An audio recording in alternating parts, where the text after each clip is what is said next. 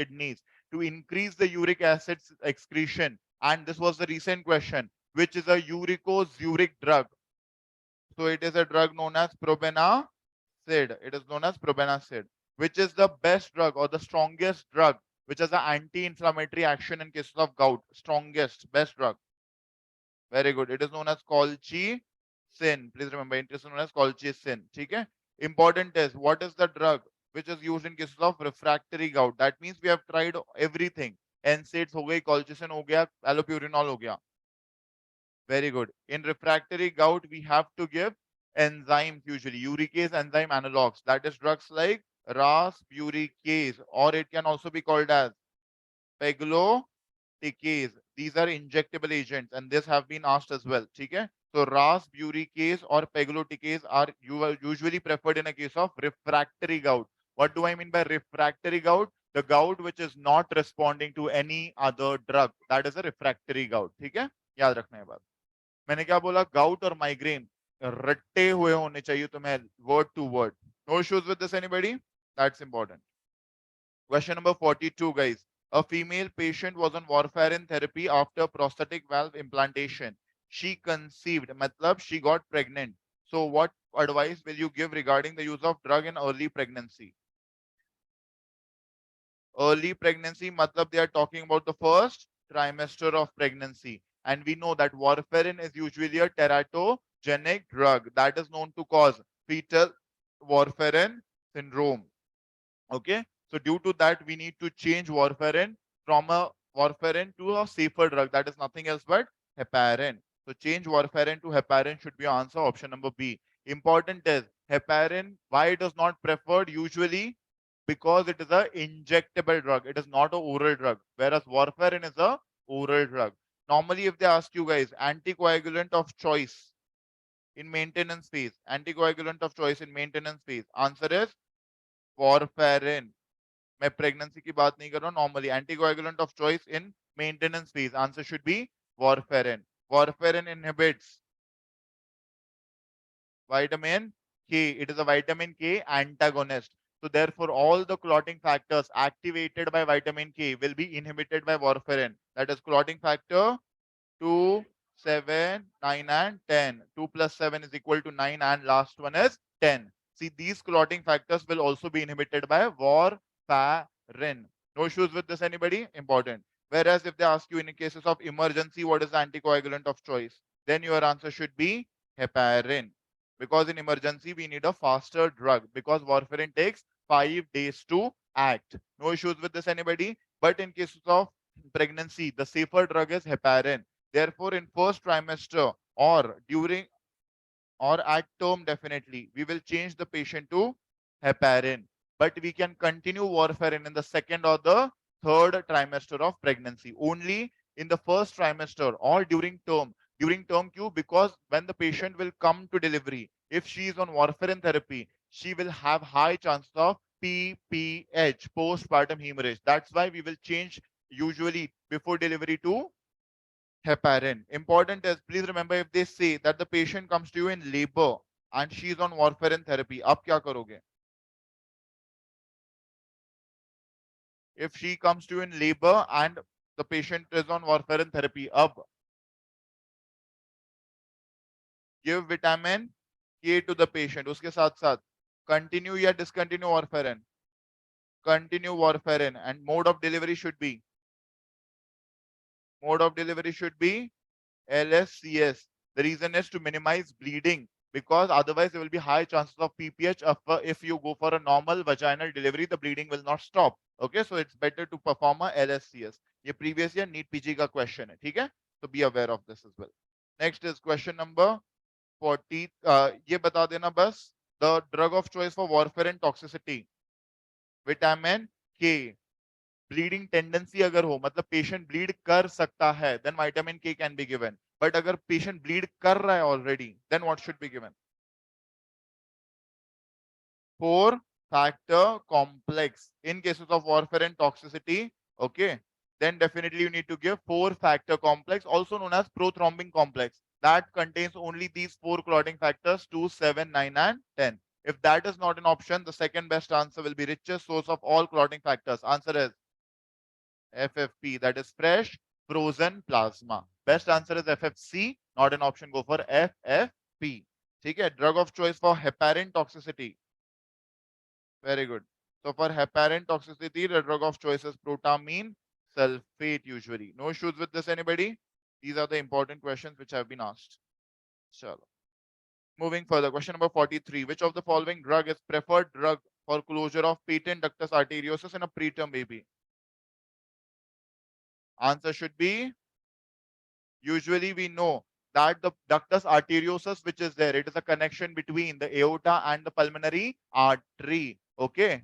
Important is the blood cannot go into the lungs because the lungs are collapsed in the fetal life. Therefore, all that blood should enter into the aorta via this ductus arteriosus. That is the reason the ductus arteriosus should remain open, and they are kept open with the help of prostaglandins. So prostaglandins are responsible for patency.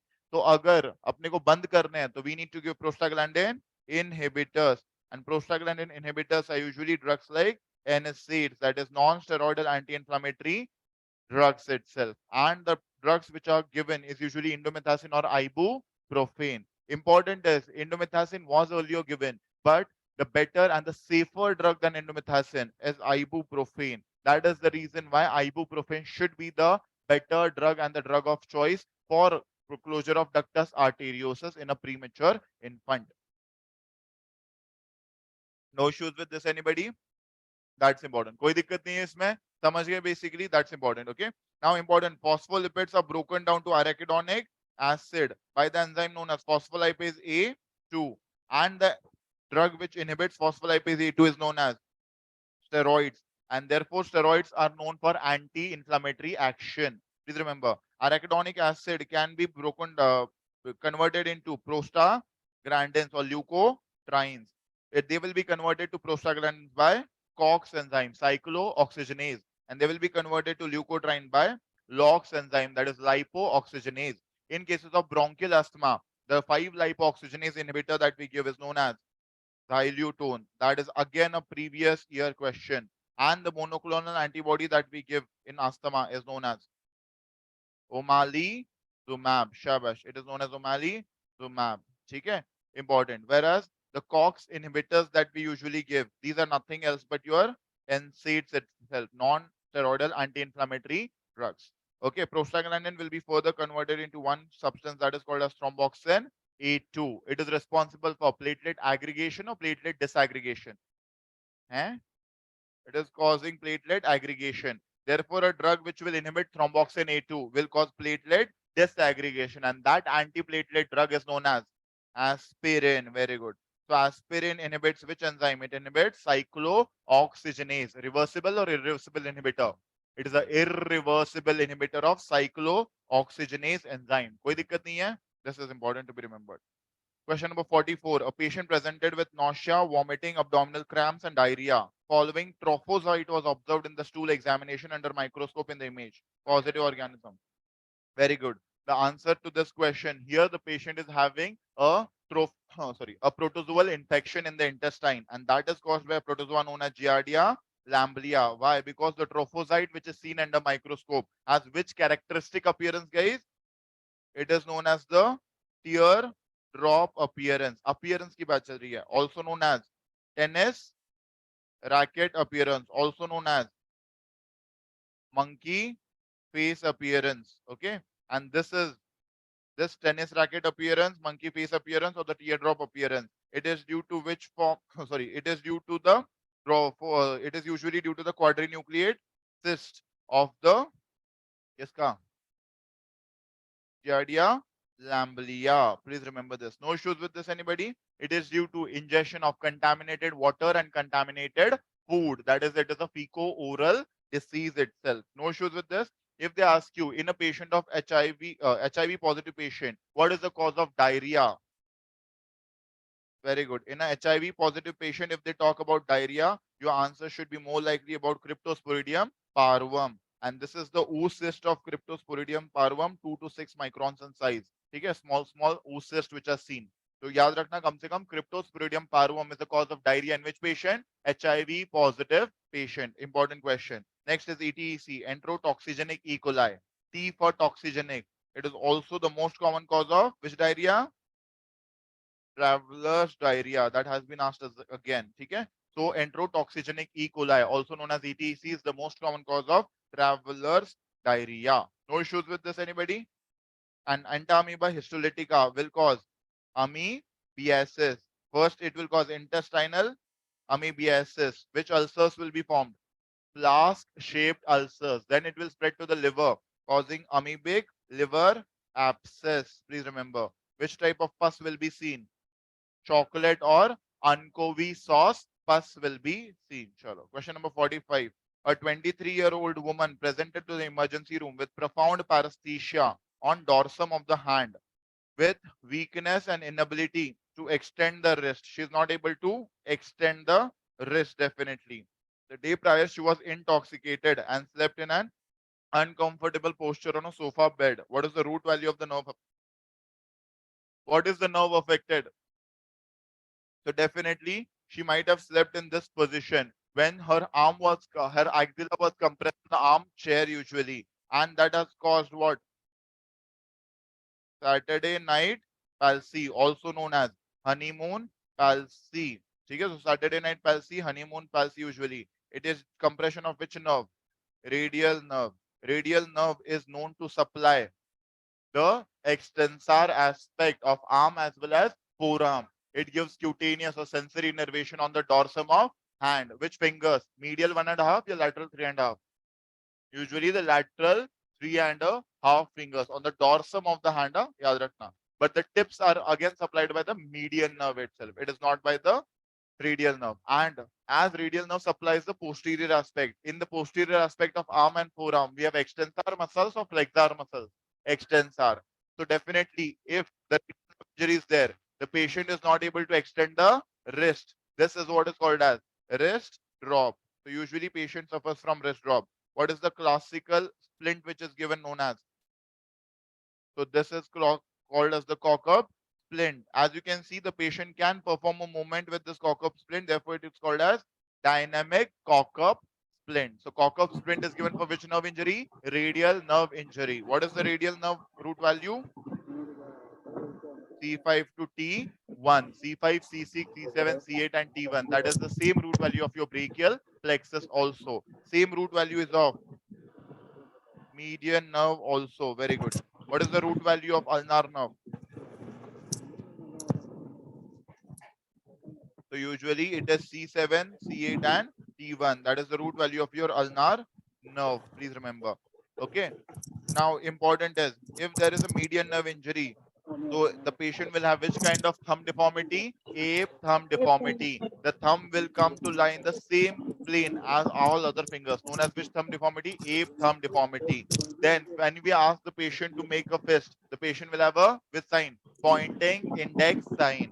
Apart from that, the patient kind of a hand known as benediction hand deformity, also known as Pope's hand deformity. All of these are due to median nerve injury. Please remember this. Okay?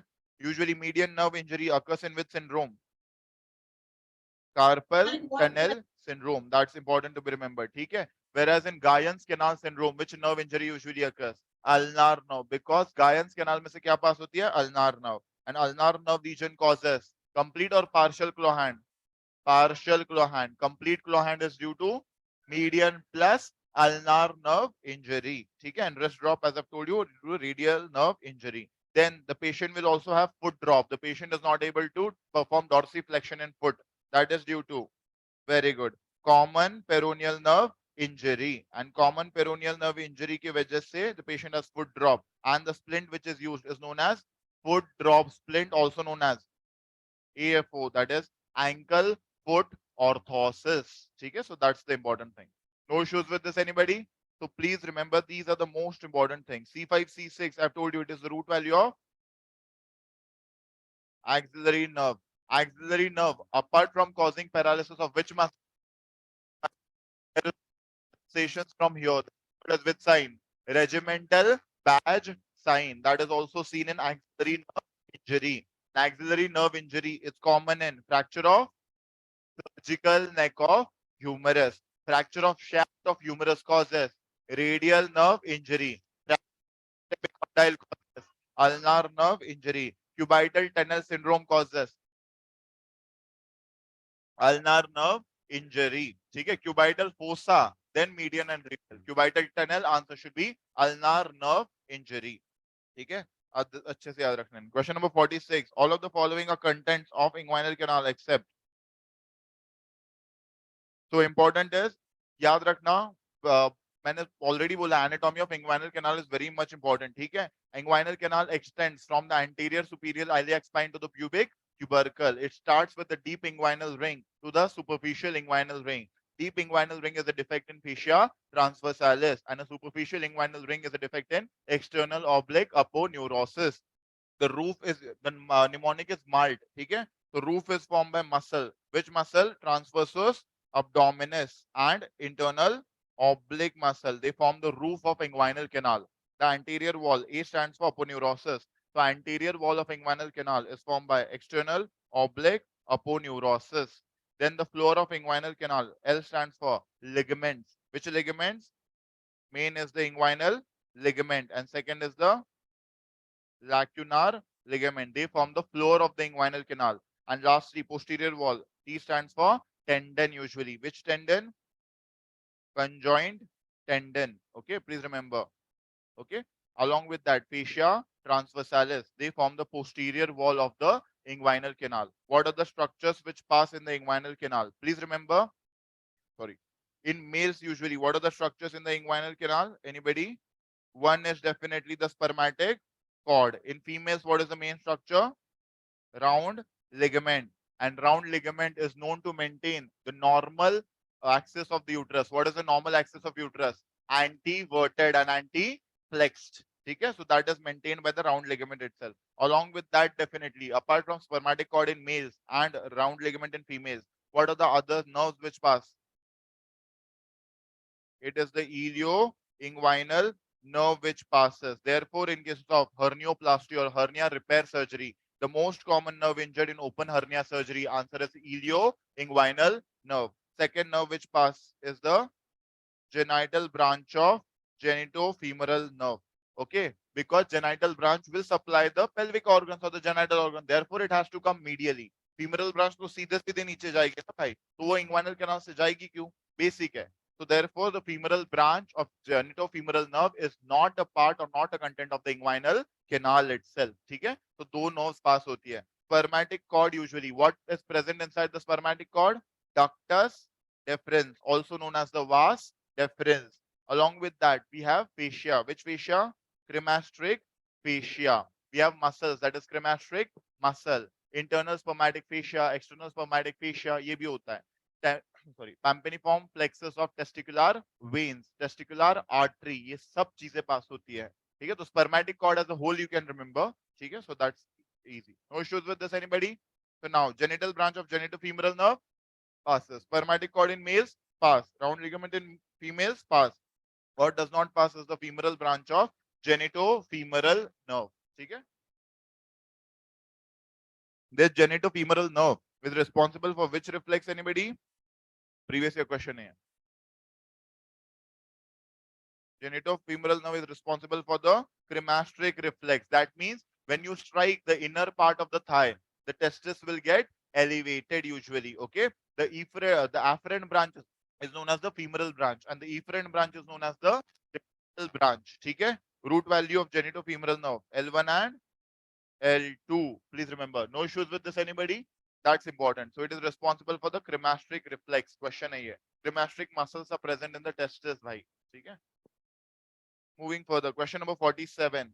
An elderly male with history of hemorrhagic stroke a month prior presents to you with severe spontaneous intractable pain. अचानक से pen शुरू होता है, बहुत ज्यादा severe pain होता है, कहीं भी होता है body में. Allodynia, that means even touch can cause pain in the patient. तुम बस touch कर रहे हो तो भी patient में pain हो रहा है. A non-painful stimulus is causing pain, that is allodynia. Then there is ataxia, that is incoordination. Dysesthesia. एस्थेशिया का मतलब होता है सेंसेशन. डिसएस्थेशिया मतलब abnormal sensation with altered temperature sensation. Temperature sensation is the responsibility of hypothalamus. ठीक है? The most probable diagnosis from the above given finding is very good. It is a case of Dejerine-Roussy syndrome, also known as thalamic pain syndrome. Q. Because the patient had a hemorrhagic stroke at the level of thalamus and the hypothalamus, due to which there is decreased blood supply to the thalamus and the hypothalamus, due to which the patient is experiencing all these symptoms. There is severe, sudden, intractable pain anywhere in the body. Along with that, there are abnormal sensation and altered temperature sensation in the body. That is called as thalamic pain syndrome or Dejerine-Roussy syndrome. Next important is, what is phantom pain?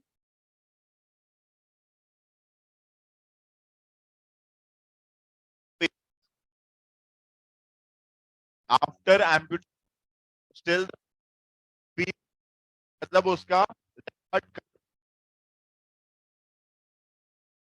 pain है. That is what is called as phantom pain syndrome. Please remember that. ठीक है? So that is important. You need to remember that. ठीक है? Next is syringomyelia. Syringomyelia is what? Cavitation. Syrinx is nothing but cavity. Okay, so there is cavitation usually in the spinal cord, and the most common cause of this is TB. Very good. So syringomyelia. Mylia का मतलब होता है spinal cord. Syrinx का मतलब होता है cavity. There is a cavity which is formed inside the spinal cord, and the reason is TB usually. Due to that, there is damage to the spinal cord, and depending on the location where the cavity is formed, the patient will develop the symptoms. Okay, but phantom pain is important because it has been asked earlier as well. Phantom pain is nothing even after amputation of the limb. If the patient feels I'm experiencing symptom in that particular limb, if the patient is experiencing pain in that limb, काट चुके हाथ पर तो भी लग रहा है कि इस हाथ में पेन, ठीक है? So that is what is known as phantom pain syndrome or fake pain syndrome. ठीक है? Question number 48. Which of the following diagrams represent ECF and ICF volume and osmolarities after infusion of 3% NaCl? What are these diagrams known as? चलो तुम्हारे exam में इतने commonly repeat नहीं होते हैं. Darrow-Yanet diagram. Important is, I hope all of you are quite aware. How much is the total body water body? 60% of body weight. Okay, total body water is 60% of body weight, out of which 2/3 is ICF, that is intracellular fluid, and 1/3 is ECF, that is extracellular fluid. Now, ECF or extracellular fluid can be of two types. That the one which is present in the vessel, it is called as plasma. The one which is present in between cells or tissues, that is called as interstitial fluid. No issues with this, anybody? Please remember this. Okay? Normally, usually in a 70 kg patient, okay, how much is the total body water? 42 liters. Okay, so ICF usually becomes 28 liters and ECF usually becomes 14 liters. Okay, so that happens. Important is, osmolarity का मतलब क्या होता है? Concentration. Osmolarity का मतलब होता है concentration. Okay, volume is the amount of fluid. ठीक है, दो चीजें तो पता है. Now important is, first of all, in these diagrams, see, ये normal diagram है. Okay, y-axis tells you about the concentration of the fluid or the osmolarity of the fluid, whereas x-axis tells you about the volume or the amount of fluid. जो majority part है, वो ECF होगा या ICF होगा? Pink वाला? बच्चों तुमने खुद ने बोला नॉर्मली 2/3 ICF होता है, तो द पिंक वाला part should be ICF and the yellow वाला पार्ट शुड बी ECF. कोई दिक्कत नहीं है अभी. Important. Now definitely if there is gain or loss of fluid, if you are giving some fluid to the patient or the patient is losing some fluid, there will be change in ICF volume or ECF volume. Only ECF volume. तुम दे का रहे हो fluid vessel में, so there will be only change in the ECF volume. Okay, so ECF volume changes whenever there is either gain of fluid or loss of fluid. If there is gain of fluid, ECF volume will increase, and if there is loss of fluid, the ECF volume will decrease. Now, the next statement that you need to remember, the ECF osmolality which is there, that is the ECF का जो concentration होता है, it is inversely proportional to the ICF volume. इसका मतलब क्या? जब ECF का concentration या osmolality बढ़ेगी, ICF का volume कम होगा. ICF का volume will decrease. ठीक है? So that is what is basically we mean. Inversely proportional का होता है जब एक बढ़ता है दूसरा घटेगा. So when ECF osmolarity or concentration will increase, the ICF volume is going to decrease, or vice versa. When ECF concentration will decrease, ICF volume will increase. Important is, now first of all, we can give three kind of fluids to the patient. One fluid which has exact same concentration that has blood or plasma. That will be called as isotonic fluid. Tonic का मतलब होता है concentration, iso का मतलब होता है same. So isotonic fluid definitely is the fluid having same concentration as that of plasma usually. If you give this fluid, ECF volume will, you are giving this fluid. So ECF volume will increase or decrease? ECF volume will increase. Will there be any change in ECF concentration or ECF osmolarity? No, क्योंकि तुम कैसा fluid दे रहे हो? Isotonic. Therefore, the ECF osmolarity remains same. And if ECF osmolarity remains same, will ICF volume change? ICF volume also remains easy. Next is hypotonic fluid. Hypotonic, that means the fluid is having concentration less than that of the plasma. Okay, less concentrated fluid. If you are giving fluid again, if you are giving fluid, so ECF volume is going to increase. But this time you are giving hypotonic fluid. That means a fluid having less concentration. So the ECF volume is going to decrease. And due to that reason, as they are inversely proportional, ICF volume is going to increase. तो जब भी ECF volume घटेगा ICF volume क्या हो जाएगा? बढ़ जाएगा. They are inversely proportional to one another. Last is hypertonic fluid. Hypertonic means the fluid which is having more concentration as compared to plasma. If you are giving hypertonic fluid, again fluid दे रहे हो, so ECF volume should increase. Now, as you are giving concentrated fluid, so ECF concentration or ECF osmolarity should increase or decrease? As you are giving concentrated fluid, the osmolarity should increase. And as it is inversely proportional to ICF volume, if ECF osmolarity is increasing, ICF volume should, ठीक है? Now we are talking about the last one, क्योंकि ये हमारा question है. What has been given in the question? 3% NaCl. Normal NaCl is, normal saline is 0.9%. 3% NaCl is hypotonic, hypertonic, hypertonic. So whenever we are giving hypertonic fluid, what should happen to the ECF volume? Should increase. ECF पीला वाला है, so ECF volume should increase. Is it increasing? Yes, definitely. ठीक है? So ECF volume is increasing in both these conditions. Okay, even here also. Important is now, as we are giving hypertonic fluid, what should happen to the ECF osmolarity? ECF osmolarity should increase. कहाँ दिखेगी वो y axis पे दिखेगी ना. तो ECF osmolarity is increasing. इसमें ECF osmolarity change हो रही है क्या? नहीं. So this is which fluid? Isotonic fluid. इसमें बस gain of fluid हो रहा है. ECF osmolarity remains same. ठीक है? Next is, यहाँ पे क्या हो रहा है? ECF volume is increasing, whereas ECF osmolarity is also increasing. क्यों? Volume क्यों बढ़ रहा है? Because we are giving fluid. But कैसा fluid दे रहे हो तुम? Concentrated या hypertonic fluid. Therefore, the osmolarity is also increasing. And whenever the ECF osmolarity increases, the ICF volume, is it decreasing? Yes. So answer should be option D to this question. This one will be which fluid? Hypotonic. क्यों? क्योंकि ECF volume is increasing, but the concentration is decreasing. And inversely, the ICF volume is increasing. ठीक है? नहीं याद आ रहा, does not matter. ठीक है, rarely question आता है, but easy है वैसे, एक बार देख लोगे हो जाएगा. Question number 49.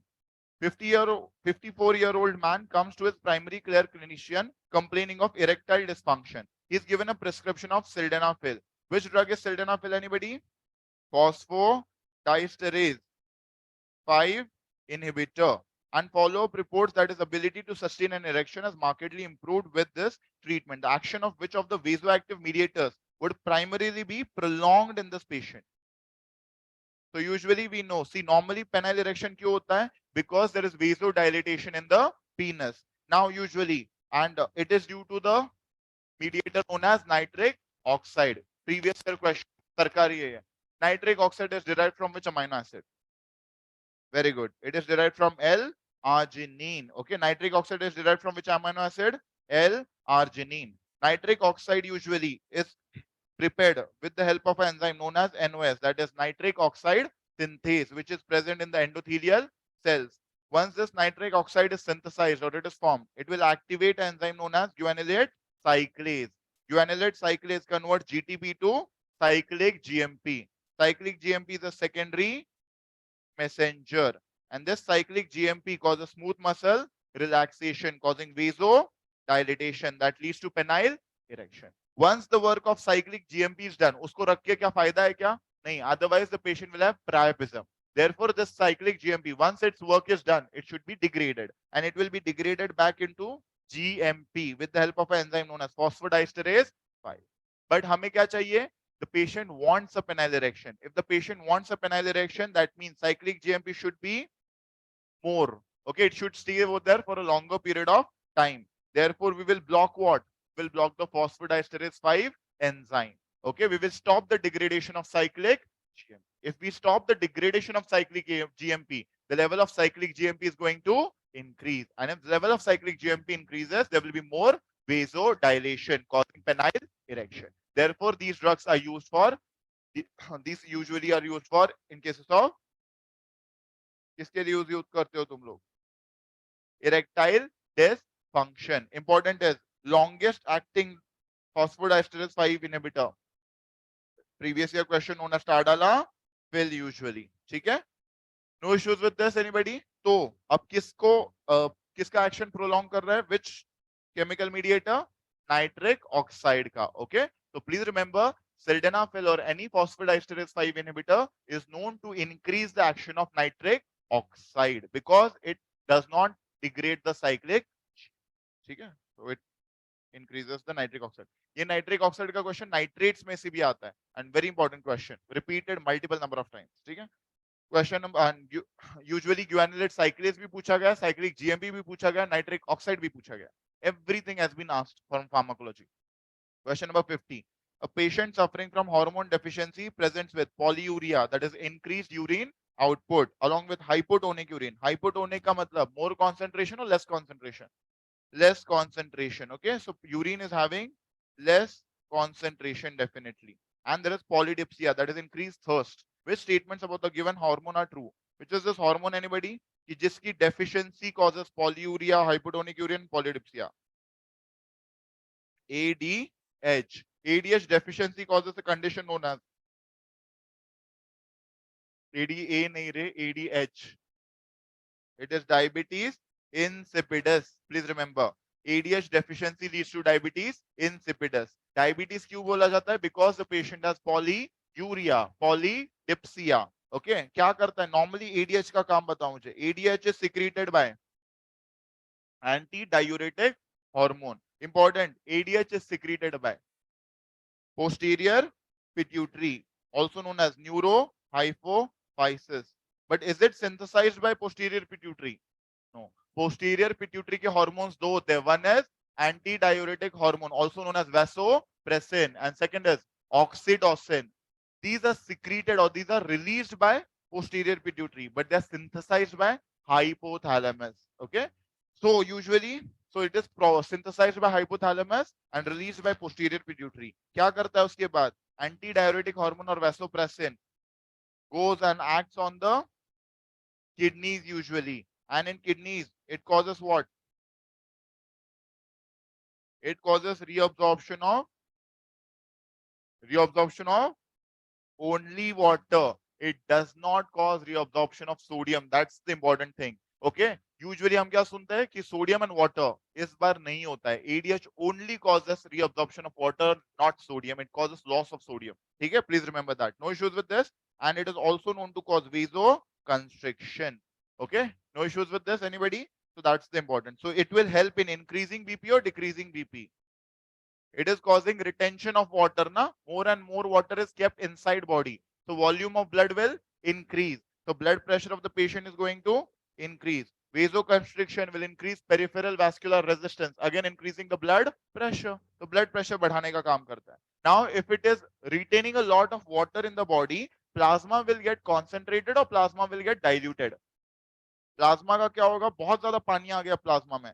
Plasma will get diluted. And what will happen to the urine? Urine will have less water or more water now? Reabsorption of water is there, which is going into plasma. Therefore, plasma is getting diluted.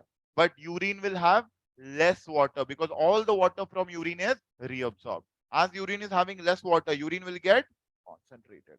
Okay, urine will get concentrated. So it is having opposite action on plasma and urine. Okay? No issues with this, anybody?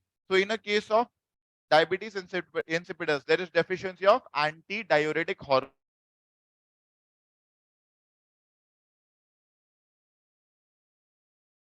All that water will be excrete. That's the reason why patient has polyuria. And as there is polyuria, therefore there is increased thirst. Therefore, the patient has polydipsia. Okay, and as more and more water is going into the urine will be concentrated or diluted? Diluted. Therefore, it is a hypotonic. That is diabetes insipidus for all of you. Okay? Chalo. Physio ka question hai, it is synthesized solely from paraventricular nucleus? No. It is synthesized from paraventricular nucleus, but also from supraoptic nucleus as well. Okay?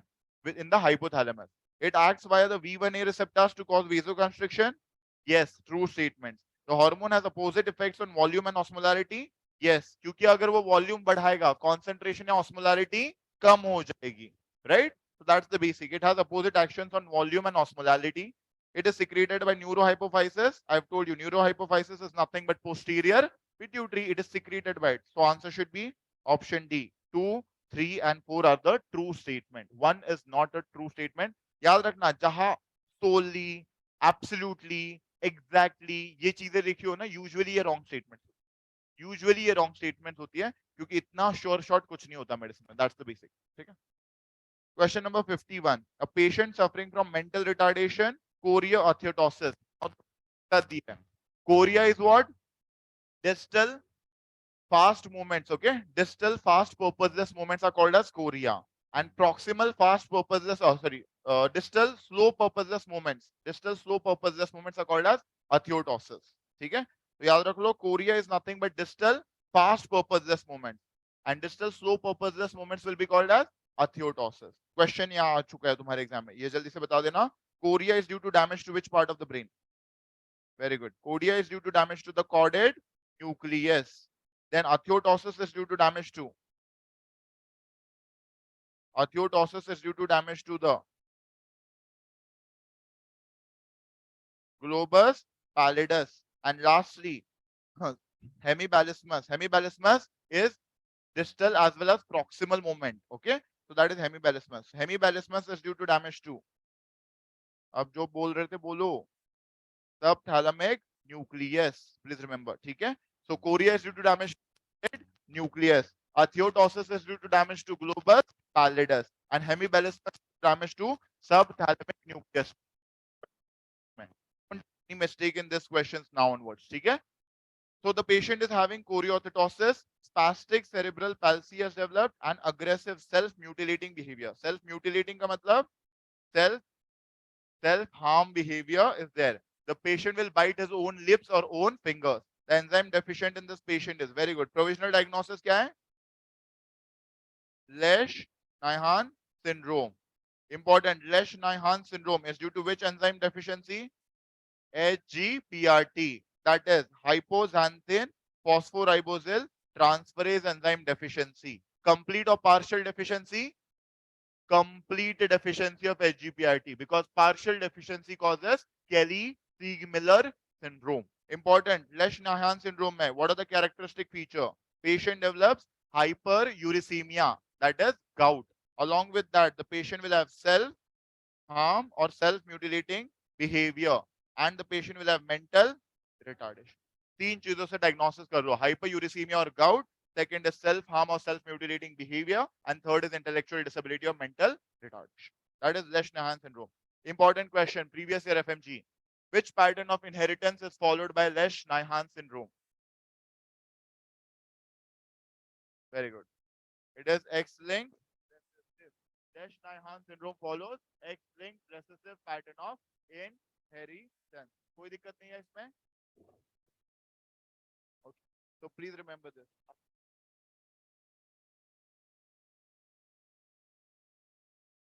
Previous year question, straight one liner, बस इतना ही पूछा था. Adenosine deaminase deficiency causes. It is causes SCID, that is known as severe combined immunodeficiency. Okay, so adenosine deaminase deficiency, straight one liner, it causes SCID, severe combined immunodeficiency. Please remember this. No issues with this, anybody?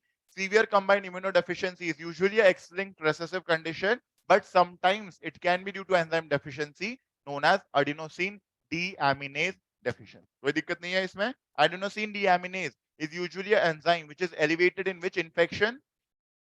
Very good, TB. Okay, in all cases of TB, usually whatever you take, pleural fluid, ascitic fluid, कुछ भी ले लो, you will find elevated levels of adenosine deaminase. So it is a marker of TB usually. Okay? Next important is question number 52. A young patient came with complaints of acute abdominal pain on and off. There is tingling sensation in the limbs and there is weakness of the limbs also. She had a history of eating pain from the walls of a newly built house. Which of the following enzyme defect will be the cause for her condition? Provisional diagnosis. Very good. It is a case of lead poisoning. So usually eating paint will lead to lead poisoning, also known as plumbism, because lead is also known as plumbum. Okay. Lead poisoning is usually seen in painters. Therefore, it is also called as painter's colic because the patient will have colicky abdominal pain. Along with that, the patient will have wrist drop as well as foot drop. Along with that, what is the earliest and the most consistent symptom of lead poisoning? उधर लिख रहा हूं इसका मतलब थोड़ी है. Very good. It is pallor. Earliest and the most consistent sign of lead poisoning should be pallor because it is suggestive of anemia in the patient. Why anemia occurs in lead poisoning or plumbism? Because lead is known to inhibit the enzymes of which pathway? Heme synthesis pathway. Two enzymes of heme synthesis pathway are inhibited by lead. First is known as ALA dehydratase. Okay, and second is known as ferrochelatase. Okay, so these are the two enzymes which are inhibited by lead usually. Okay, usually lead as it causes deficiency of heme in the patient. So hemoglobin bhi kam hoga. Therefore, the patient develops anemia. Which type of anemia is seen in lead poisoning? So usually we see the classical microcytic hypochromic anemia. Cytal mnemonic hai na? So L stands for lead poisoning self. Along with that, the RBCs will have these blue colored dots known as basophilic stippling. So RBC with blue colored dots is known as basophilic stippling. And the gums will show these blue colored lines known as Burtonian lines. So microcytic hypochromic anemia, Burtonian lines, basophilic stippling, pallor, wrist drop, foot drop, colicky abdominal pain. All of these are features of lead poisoning or plumbism. Okay, the enzymes inhibited are ALA dehydratase or ferrochelatase. No issues with this. As we did not have ferrochelatase, we will have to mark ALA dehydratase. Main enzyme to be marked is ALA dehydratase only. ALA synthase is never blocked by lead poisoning. Please remember this. What is the drug of choice for lead poisoning? Previous year question. Very good. EDTA. Okay, EDTA is the chelating agent of choice for lead poisoning. For copper poisoning or Wilson's disease, what is the drug of choice? D. Penicillamine. Okay, so penicillamine is the drug of choice for copper toxicity or copper poisoning. Iron toxicity. Desferoxamine. आगे है question. चलो. Question number 53. A 37-year-old woman with a history of dyspnea, chronic cough, sputum production, and wheezing dies of respiratory failure following a bout of lobar pneumonia. She was a non-smoker and did not drink alcohol. The lung at autopsy is shown below. Which of the following underlying condition was most likely associated with the pathologic changes shown here? What is seen in the pathologic images? Pass positive diastase resistant granules are usually seen, right? So pass positive diastase resistant granules. Pass positive मतलब pink color का दिखता है, ठीक है? So pass positive diastase resistant granules which are seen, they are usually a characteristic feature in a biopsy of alpha-1 antitrypsin deficiency. जैसे ही वो दिख जाता है, answer should be alpha-1 antitrypsin deficiency. In cases of alpha-1 antitrypsin deficiency, the patient will not only have respiratory symptoms, the patient will also have liver disease as well. Okay, so please remember the patient will also develop hepatitis or cirrhosis also, and the patient can also develop COPD, that is chronic obstructive pulmonary disease, but without smoking. Please remember COPD किसकी वजह से होता है? Smoking. But here the patient without smoking develops COPD. That is the important diagnostic indicator कि patient में alpha-1 antitrypsin deficiency रही होगी. The patient develop recurrent respiratory tract infections like pneumonia, and the patient usually dies of respiratory arrest or COPD. ठीक है? That is important. Cystic fibrosis में, apart from respiratory symptoms, what happens in cystic fibrosis? The mucus becomes very, very thick. And as the mucus becomes thick, the patient develops recurrent respiratory tract infections. Along with that, the pancreatic secretions also become very thick. Therefore, the patient develops malabsorption syndrome. The patient will have carbohydrate as well as fat malabsorption. The patient will have insulin deficiency. Okay, so all of these features. Okay, here we cannot see any other features as such. Therefore, cystic fibrosis cannot be a cause. And which is good pasture syndrome can lead to bleeding, that is hemoptysis, bleeding in sputum, and hematuria, that is blood in urine. Both of these features are not seen. Good pasture syndrome is known to involve two organs, lungs and kidneys. Okay? Hypersensitivity pneumonitis usually develops after exposure to some organic dust. Okay, usually something like moldy hay, silica, asbestos, कुछ भी. उसके बाद the patient develops hypersensitivity pneumonitis. Is there any history of exposure? Question number 54. Which among the following pathways will produce ATP? So now important is यहाँ क्या देखना है कि which among the following pathways does not produce ATP? Option A says, option 1 says alpha oxidation of fatty acid. Does it produce ATP? तुम्हारी body में बनता होगा, हमारी तो नहीं बनता भाई. Zero ATPs it produces. Next is pentose phosphate pathway, also known as which shunt? HMP shunt, hexose monophosphate shunt. HMP pathway produces how many ATPs? Zero ATPs again. ठीक है? Rappaport loop bearing shunt, RL shunt, occurs in which organ?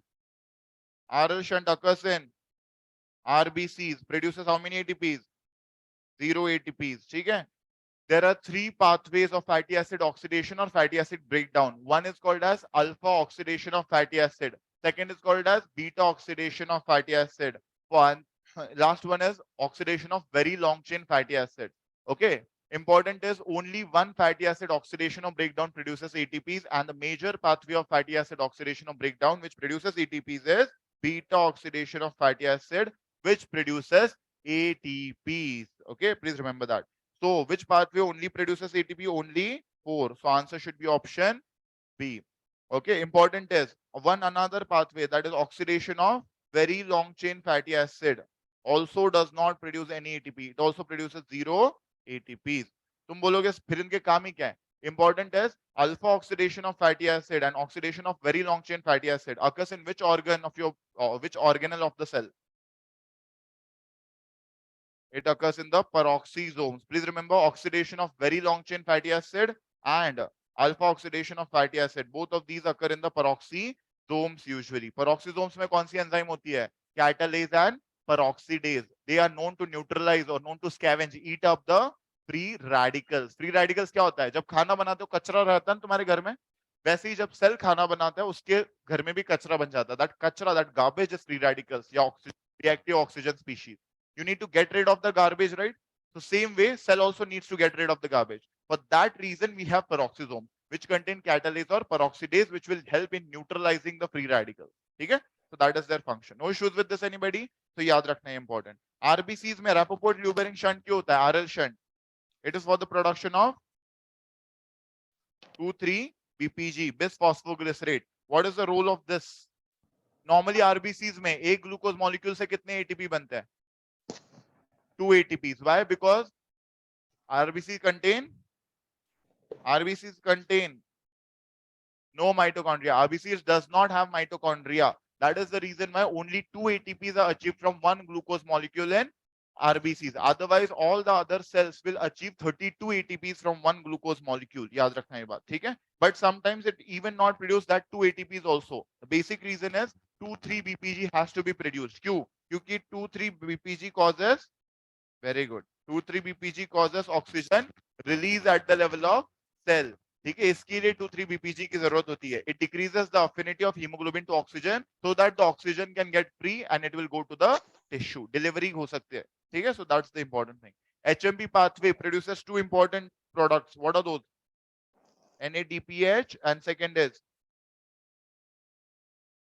ribose 5 phosphate. Ribose 5 phosphate is the sugar used for शाबाश DNA and RNA synthesis. Okay, तो DNA और RNA synthesis के लिए we need ribose 5 phosphate. तो ये काम होता है HMP का, ATP बनाना नहीं. Second is NADPH. NADH enters into ETC and produces how many ATPs? 2.5. FADH2 enters into ETC and produces 1.5 ATP. But NADPH does not go into ETC and it cannot produce any ATP. Therefore, HMP finally does not give any amount of ATP tube. ठीक है, तो NADPH काम क्या करता है? ये जो hydrogen है ना इसके पास, ये हाइड्रोजन दान करने का काम करता है. It is a hydrogen donor. Wherever hydrogen will be required in the body, NADPH will give that hydrogen. Okay, it is used for reductive biosynthesis. No issues with this, anybody? That's important. So which pathways does not produce any ATP? First is alpha oxidation of fatty acid. Second is pentose phosphate pathway, also known as which shunt? HMP shunt. Third is which shunt? RL, that is Rappaport Lubering shunt. And last is oxidation of very long chain fatty acids. Okay? Sure. Question number 55. In an evaluation of a 10-year-old boy who has had recurrent infection since infancy, findings include hepatosplenomegaly, enlargement of liver and spleen, lymph node inflammation, superficial dermatitis resembling eczema. Microscopic examination of a series of PBS taken during the course of staphylococcal infection indicates that अब तक जितना भी था literally मतलब नहीं था, इससे तुम्हारा डायग्नोसिस बन सकता है. Bactericidal capacity of the neutrophils is impaired or it is absent. What is bactericidal? Bacteria killing capacity.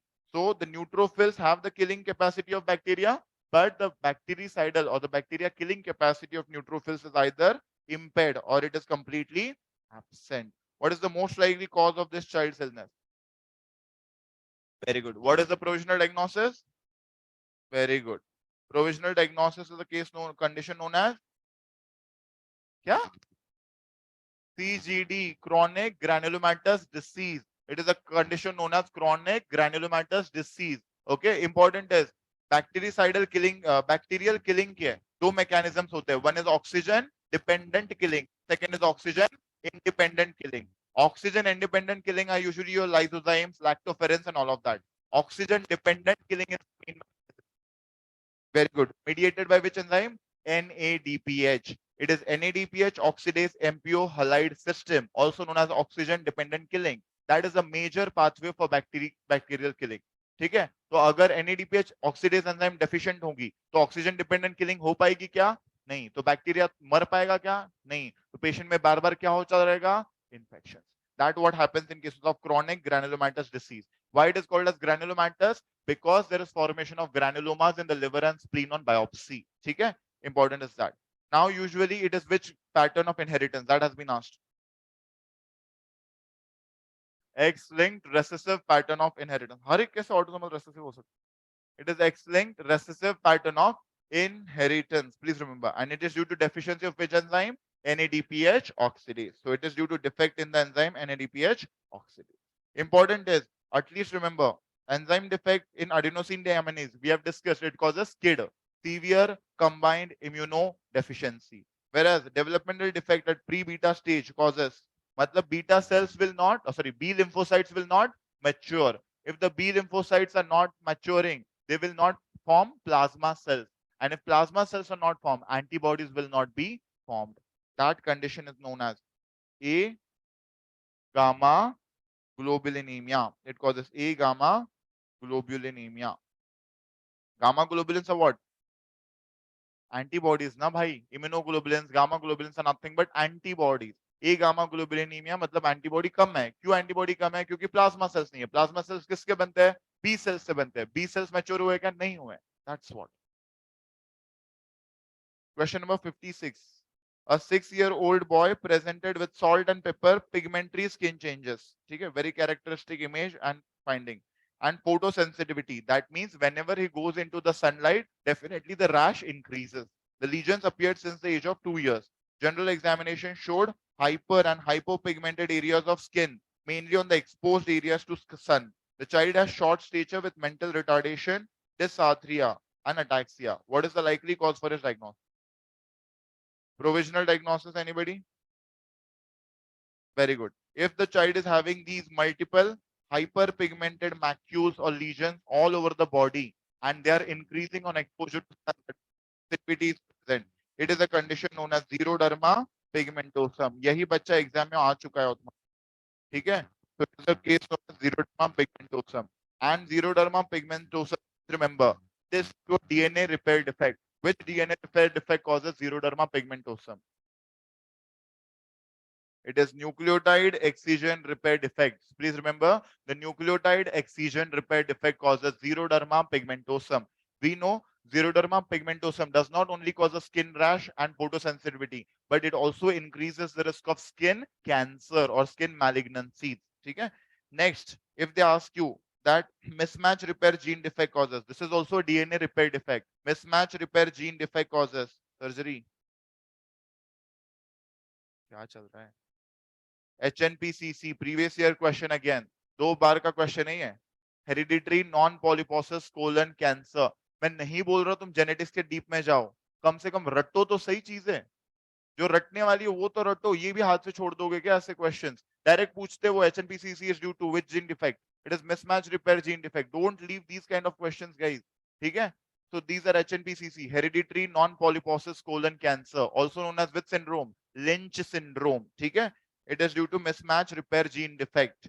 Homologous recombination repair defect causes, very good, Bloom syndrome. And second is, बराबर बोलो, ataxia telangiectasia. Okay, so 2 conditions which are due to homologous recombination repair defect is, at least remember, Bloom syndrome and ataxia telangiectasia. They're not going to go into details. Xeroderma pigmentosum का ही case पूछते हैं, बाकी किसी का case नहीं पूछते, just one liner questions. ठीक है? So don't leave these ones. Question number 57. A 45-year-old woman develops shortness of breath on exertion, easy fatigue and jaundice. On examination, she is pale. There is palpable spleen but no lymphadenopathy. Her hemoglobin level is 9 grams per deciliter. That means she is having anemia. Any which ways, fatigue and pallor are suggestive of anemia in the patient. Reticulocyte count is 9%. Normal reticulocyte count is less than 2.5%. Normal, it should be less than 2.5%. It is more over here. And direct antibody test is positive. Okay? Which of the following bone marrow findings is likely to be seen in this patient? Provisional diagnosis. She is having anemia, ये सबको पता है. कौन से type का anemia है ये बताओ. If she is having jaundice, please remember, she is having palpable spleen. That means she is having splenomegaly, because more and more RBCs are getting destroyed. As they are getting destroyed, it is which type of anemia, guys? Hemolytic anemia, right? And in which hemolytic anemia में क्या क्या होता है? Hepatosplenomegaly. Along with that, bone marrow expansion usually, ठीक है, causing frontal bossing. Apart from that, reticulocyte count increases. ठीक है? Reticulocyte count usually increases due to ineffective erythropoiesis. So it is a case of hemolytic anemia. The type of hemolytic anemia where direct antibody test is positive, it is the investigation of choice for direct antibody test. Direct antibody test can also be called as direct Coombs test. Very good. And it is the investigation of choice for AIHA, that is autoimmune hemolytic anemia. Direct antibody test is nothing but direct Coombs test. It is the investigation of choice for autoimmune hemolytic anemia. So provisional diagnosis is autoimmune hemolytic anemia in the patient. Matlab antibodies are formed in the patient which are targeting the RBCs and killing the RBCs. Okay? So that's the basic reason. Important, on peripheral blood smear in a case of autoimmune hemolytic anemia, what will be seen? You can see the RBCs, they are not having any central pallor. Normally RBC should have central pallor. बीच में थोड़ी सी सफेद दिखनी चाहिए. दिख रही है कोई भी RBC? No, these are called as spirocytes. Very good. Spirocyte in an adult patient is suggestive of autoimmune hemolytic anemia, but spirocyte in a child is suggestive of hereditary spirocytosis. Very good. No issues with this, anybody? Now, apart from that, what is seen over here? All the RBCs are getting attached to each other. That is called as agglutination. That is known as agglutination of RBC, which is an important feature of autoimmune hemolytic anemia. Classical peripheral blood smear है ये. इसमें difficulty होनी नहीं चाहिए. No issues with this, anybody? It is a case of autoimmune hemolytic anemia now, definitely. So what will be seen? RBCs are getting destroyed. So more and more RBCs will be produced. So अगर more and more RBCs have to be produced, definitely बाकी cells को क्या करेंगे?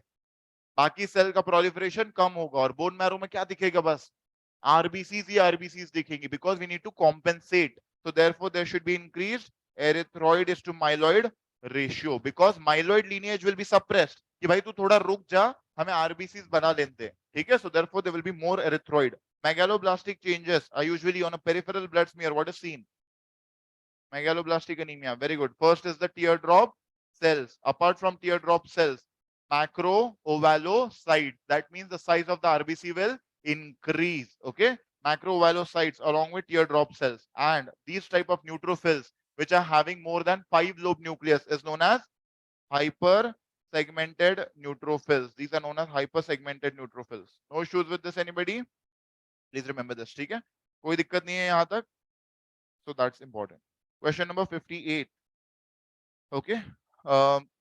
Treatment क्या देते हो autoimmune haemolytic anaemia में? Drug of choice बताई दो अभी. ऑटो इम्यून है ना, नाम में autoimmune. Very good. Steroids. Autoimmune haemolytic anaemia steroids. It occurs in a patient of SLE. Steroids दिया जाता है. Question number 58. Choose the serological markers of acute active viral hepatitis B. जल्दी से करो चलो. Important are these. The first antigen to appear. Answer is HBS antigen. HBS antigen is also known as Australian antigen. It is also known as epidemiological marker. Next, first antibody to appear, anti-HBC antibody. Okay. The last antibody to appear, anti-HBS antibody. तो antigen सबसे पहले HBS, but antibody last is HBS. ठीक है, तो याद रखना है बात. And HBE is a marker of, HBE antigen is a marker of infectivity or viral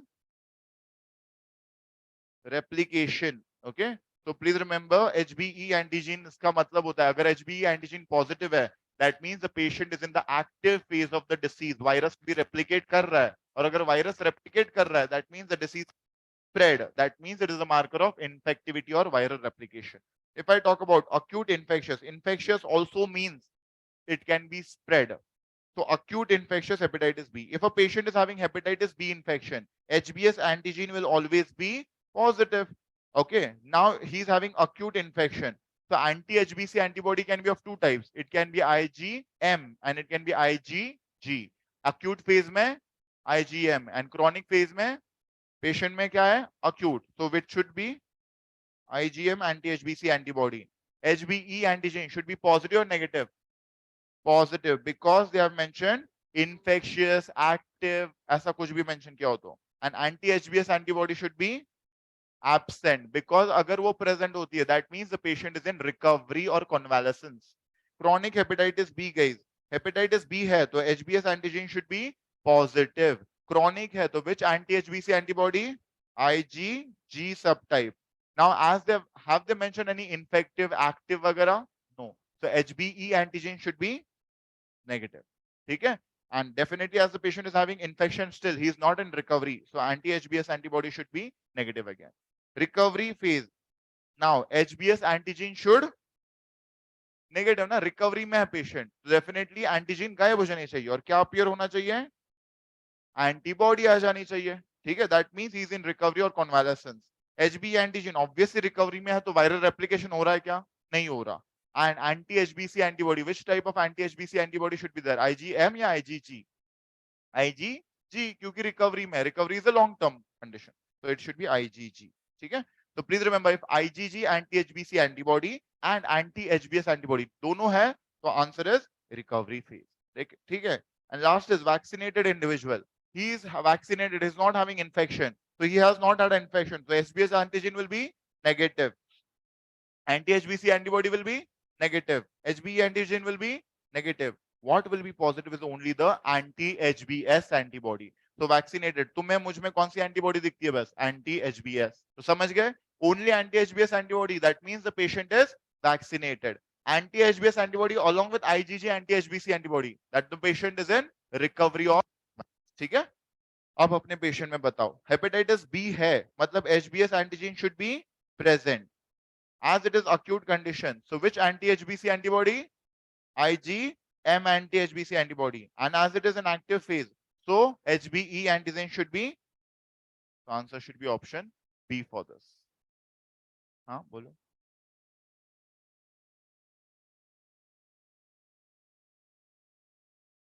anti HBS के अगेंस्ट अपन एचबीएस सरफेस एंटीजन के अगेंस्ट अपन एंटीबॉडी देते हैं, ठीक है। Usually the antibodies which are formed after vaccination ना, they are against the surface antigen. क्यों? क्योंकि हम वैक्सीन में ही सरफेस एंटीजन देते हैं, we do not give core antigen in the vaccine itself. तो जो एंटीजन दोगे उसके अगेंस्ट ही तो एंटीबॉडी बनेगी बस।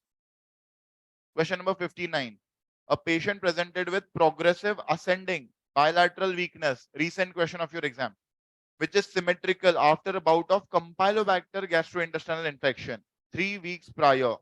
The deep tendon reflexes are absent on neurological examination.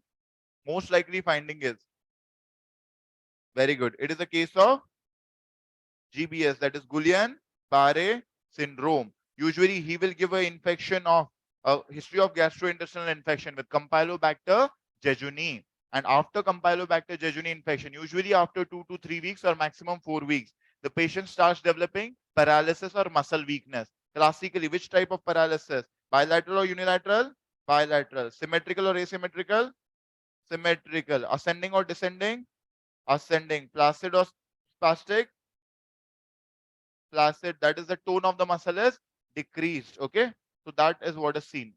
Ascending का मतलब बच्चों, it starts from the legs, then it comes into the abdomen, then it spreads to the upper limbs, and finally it involves the face. ठीक है, तो नीचे से ऊपर ये उल्टा कर दूं मैं, if I say there is a unilateral asymmetrical, ठीक है, unilateral asymmetrical descending placid paralysis starting from below, descending placid paralysis again after a gastrointestinal infection. Very good. It is a case of poliomyelitis.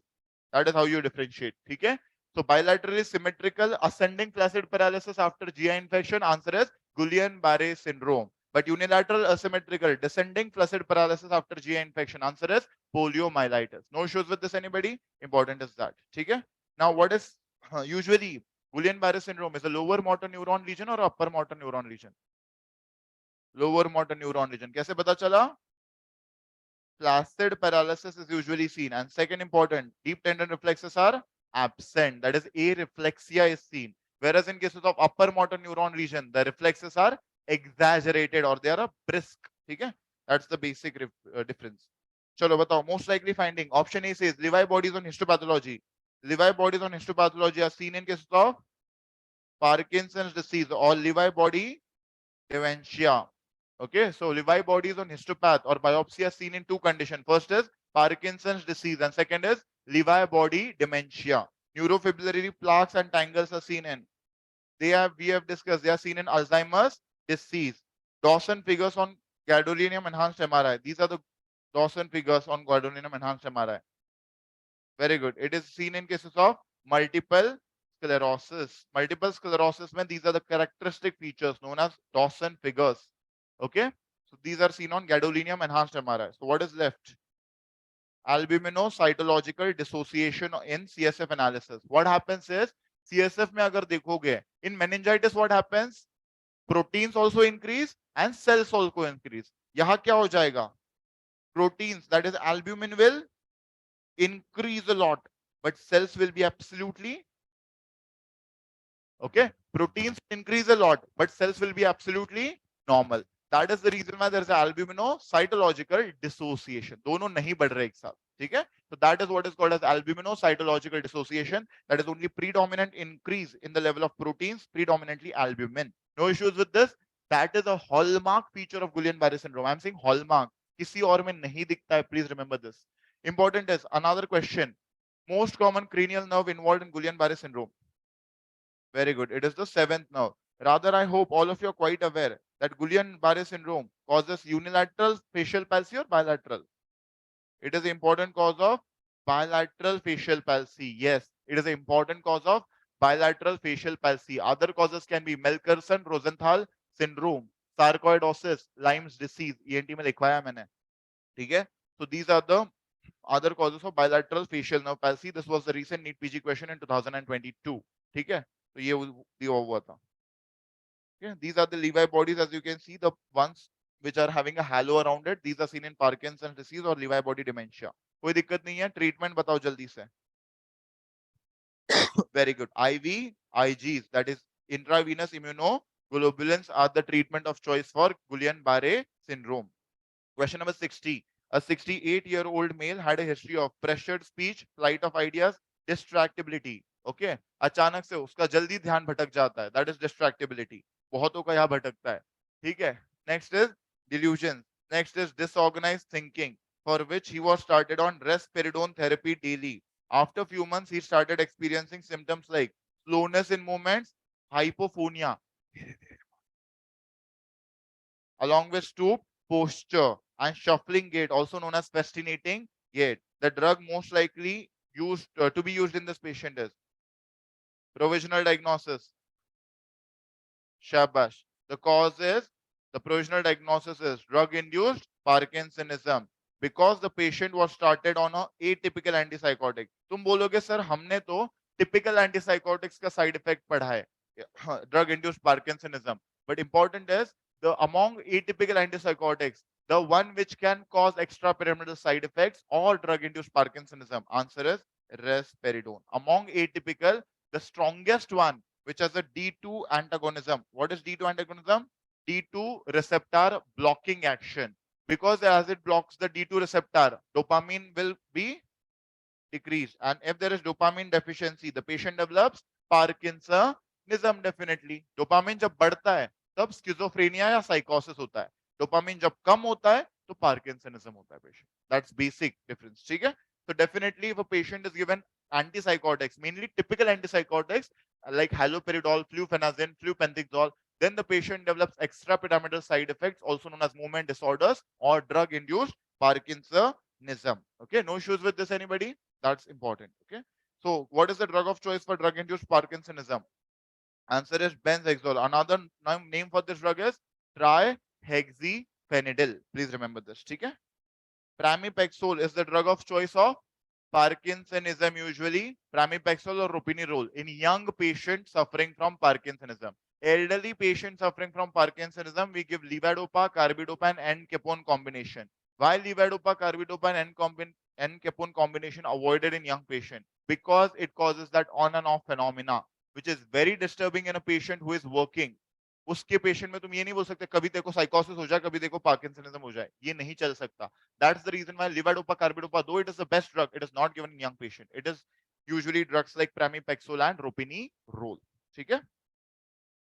Question number 61. The CB-NAT cartridge-based nucleic acid amplification test is used for Mycobacterium tuberculosis detection. Has the additional advantage of detection of which of the following? Very good. Not only the CB-NAT, but even the gene expert assay that is performed nowadays. Along with detection of TB, it can also detect rifampicin resistance along with it itself. Okay. If I ask you, what are the screening tests for tuberculosis? It is sputum smear examination, and second is chest X-ray. These are the screening tests used for tuberculosis. Please remember, sputum smear examination. Kitna samples lena hai? 2. One is the spot sample and second is the early morning sample. No issues with this, anybody? Please remember this. Okay? What is the stain used for Mycobacterium TB? ZN stain, known as Zeal-Nielsen stain. On Zeal-Nielsen stain, how much acid fast is the Mycobacterium TB? Very good. It is 20% acid fast bacilli. 5% acid fast is Mycobacterium leprae. 1% acid fast is Nocardia. Shabash. No issues with this, anybody? That's important to be remembered. Question number 62. A young medical student while working in HIV ward got pricked accidentally on the finger. Okay, he got pricked accidentally on the finger by a syringe needle, which was used to draw the blood from a patient. Patient's infection status is not known. Okay, which of the following therapeutic interventions will be in the best interest of the student?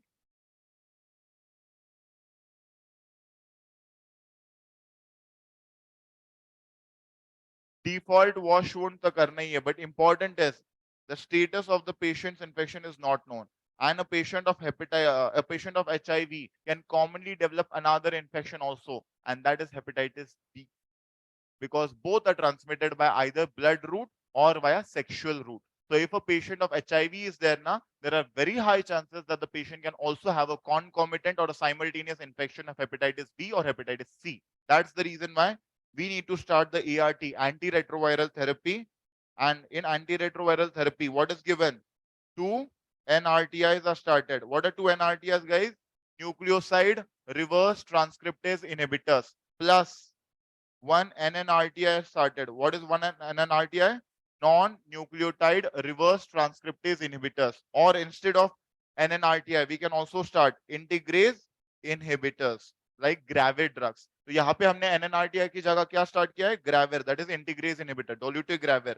Along with that, we have started two NRTIs, that is tenofovir and M3-citabine. Okay, no issues with this. NNRTI can be drugs like efavirenz. Okay? And we can also give HBV immunoglobulin because is the status known? No.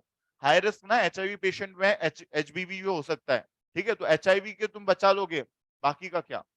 Hepatitis B का क्या? That's the reason if the status is not known, better to give prophylactic immunoglobulin also in the patient. Okay, hepatitis B का vaccine भी दो और hepatitis B के immunoglobulin भी दो patient. Usually it should be started as early as antiretroviral therapy after a needle prick injury should be started as early as 72 hours and it should be continued for a span of 4 weeks. It should be given for a span of 28 days or 4 weeks. जो तुम 6 weeks बोल रहे हो, usually within a span of 6 weeks, you need to give nevirapine prophylaxis or zidovudin prophylaxis to whom? To a newborn who was born to HIV positive mother. So a newborn who is born to HIV positive mother, उसमें best drug to be given is zidovudin, but the most common drug given is nevirapine. सस्ती है, available है, इसलिए. Okay, and it should be given within a span of 6 weeks. That is to prevent mother to child transmission or vertical transmission of HIV infection. No issues with this, anybody? So that's the important thing. Wash the wound with soap and water, वो तो करना ही है, वो तो obvious सी बात है. But more important is this one. ठीक है? Question number 63. A child suffering from leukemia is being given radiation therapy, but the patient experiences excessive vomiting. The drug of choice for radiotherapy induced vomiting is. So, not only radiotherapy induced vomiting, but also chemotherapy induced vomiting, also post-op vomiting. The drug of choice is same, and that is nothing else but 5-HT3 receptor blockers. And these 5-HT3 receptor blockers are drugs like cetron group of drugs, ondansetron, granisetron, palinosetron. Important is longest acting cetron is ये question में था तुम्हारे options में, it was given as palinosetron. A lot of people were confused, ये उसी group की है क्या? उसी ग्रुप की है वो. Longest acting 5-HT3 blocker is palinosetron. Please remember. ठीक है? Neurokinin antagonist or substance P antagonist are drugs like pitant, that is aprepitants or nupitants. These are the drug of choice for late vomiting, that is delayed vomiting, due to which anti-cancer drug? The most emetogenic anti-cancer drug, सबसे ज्यादा vomiting करवाने वाली anti-cancer drug. शाबाश, बराबर. So it is due to delayed drug of choice for delayed vomiting due to cisplatin. Answer is neurokinin antagonist or substance P antagonist like pitants, nupitant or aprepitant usually. Important is most emetogenic. This was previous year question. सबसे ज्यादा vomiting करवाने वाली anti-cancer drug, most emetogenic anti-cancer drug. Answer is cisplatin. Cisplatin is also known to cause autotoxicity. ठीक है? So that's important. Two D2 antagonists which are used for vomiting. जल्दी से. Very good. One is called as metoclopramide and the other is known as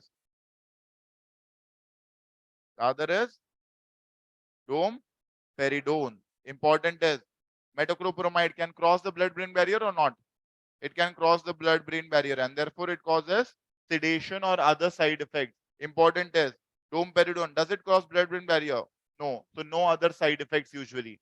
So in levodopa-induced vomiting, drug of choice should be domperidone. Okay, so drug of choice for levodopa-induced vomiting. Answer should be domperidone. Jaldi se. Mountain sickness, drug of choices. Acetazolamide, which is a carbonic anhydrase inhibitor. Morning sickness, drug of choices. Doxylamine, which is a H1 blocker.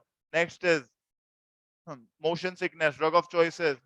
Hyoscine, also known as scopolamine, which is an anticholinergic or anti-muscarinic drug. कोई दिक्कत नहीं है इसमें, तो please remember.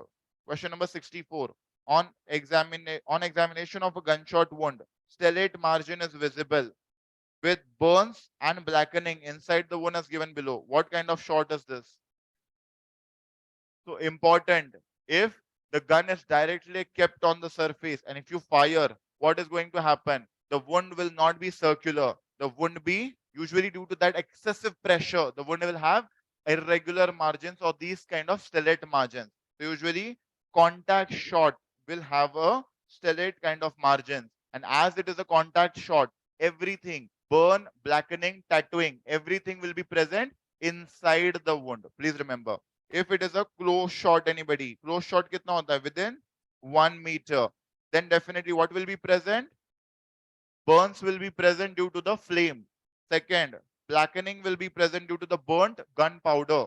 And tattooing will be present due to the unburnt gunpowder. All of these features, if they are present with a circular wound, then the answer should be close shot. Near shot mein, again the patient will have a circular wound. But what will be present? Usually burning, blackening and tattooing. Most of these features are not present usually. Only a circular wound is seen. ठीक है? These are usually not present. Distant shot में क्या दिखता है? ये देख लो यहाँ पे. Distant shot में क्या दिखता है? Can you see any burns, blackening, tattooing? Nothing is usually seen. Only pellet shots are seen. ठीक है? तो अगर multiple pellet shots are seen, that is called as a distant shot. And if stellate margin along with everything inside the wound is seen, that is called as a contact shot. So answer for this question should be contact shot. जैसे ही stellate margin आता है, answer should be contact shot. ठीक है? Question number 65. Which among the following is true about live vaccine? Now there are two types of vaccine, live vaccine and killed vaccine. Killed vaccine are nothing but inactivated vaccine. Live क्या होती है? Live vaccines को क्या बोलते हैं अपन? Very good. Live attenuated vaccine. Attenuation का मतलब बच्चों, we will decrease the pathogenicity. What is pathogenicity? Disease causing ability. So we will decrease the pathogenicity, but we will maintain the antigenicity. Why? Antigenicity is क्या?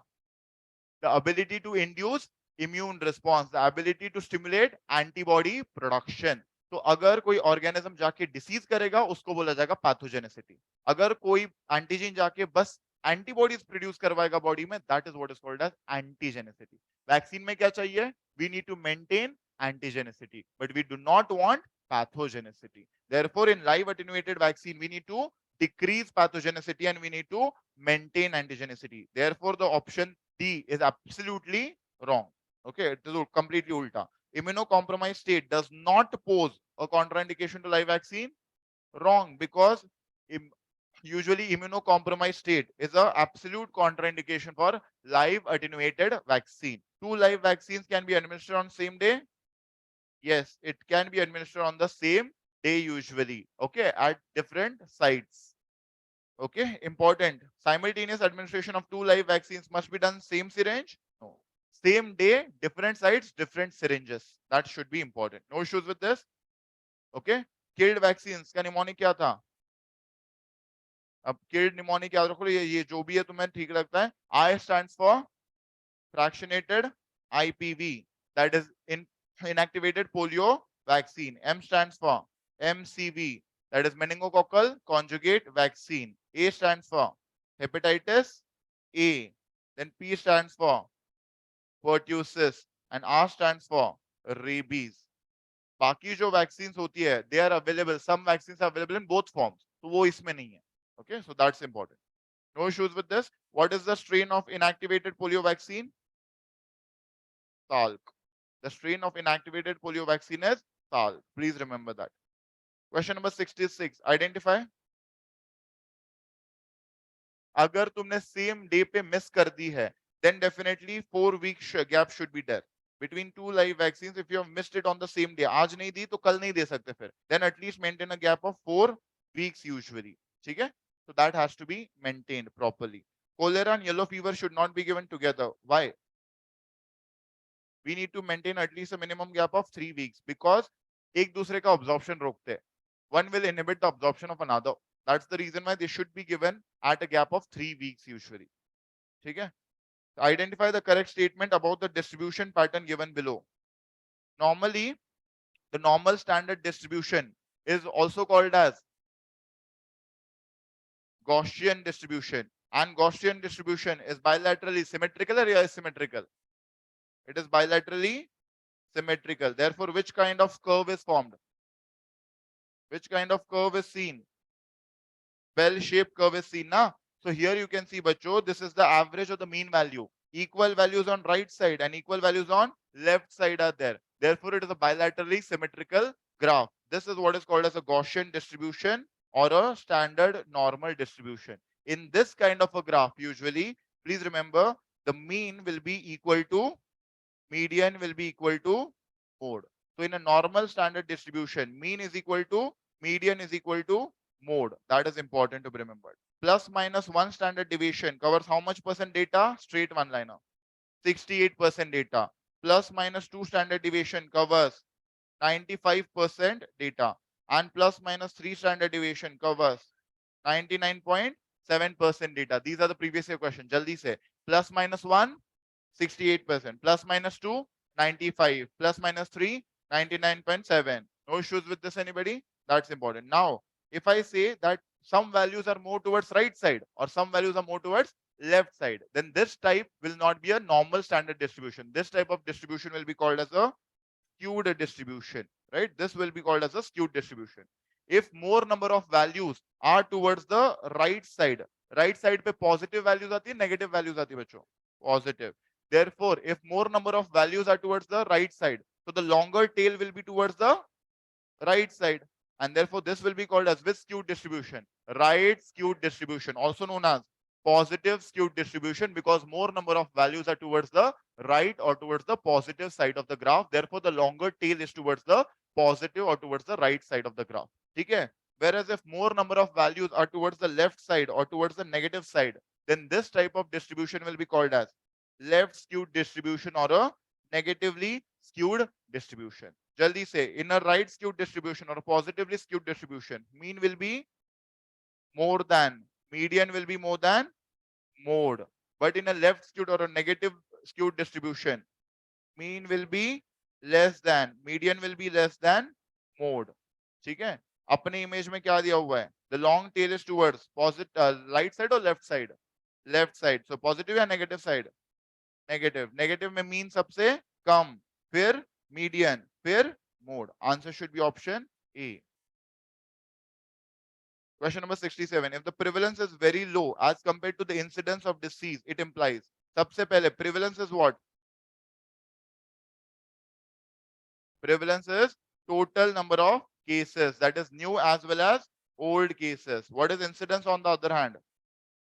Incidence is the total number of only new cases. Please remember this. Okay? So that is important. Now usually they are saying the prevalence is very low. याद रखना, what is the relation between prevalence and incidence? Prevalence is equal to incidence into duration. Prevalence is equal to incidence into duration. Now important is, if prevalence is very low as compared to the incidence of the disease, वो क्या बताता है हमें? What does it imply? Prevalence is very low as compared to incidence. Prevalence low है, incidence high है, तो क्या लो होना चाहिए? ड्यूरेशन लो होनी चाहिए. मतलब एक तो डिसीज जल्दी क्योर हो रहा है या डिसीज जल्दी मार रहा है. तो that means the disease is either easily curable और the disease is absolutely fatal. ठीक है? Why? Because if the disease is easily curable और द डिसीज इज फेटल, तो क्या हो जाएगा? एक तो पेशेंट ठीक हो जाएगा या पेशेंट मर जाएगा. तो duration of the disease will be reduced. तो number of old cases will be reduced, and if number of old cases are reduced, definitely what will happen to the prevalence? Prevalence will be reduced. But is there any effect on incidence? No. Number of new cases are occurring by the same rate, so therefore the incidence will be high. Okay? So if the disease is fatal or easily curable, prevalence will be low, but the incidence will be, or incidence will be seen. Drug which prevents the disease. These are some important previous year questions. If we have launched a drug in the market which is preventing the disease, which is used as a prophylaxis for the disease, what will be the effect on prevalence and incidence? If it is preventing a disease, number of new cases will decrease. So if number of new cases will decrease, incidence is going to decrease. So incidence is going to decrease. And if incidence decreases, definitely prevalence is also related to it.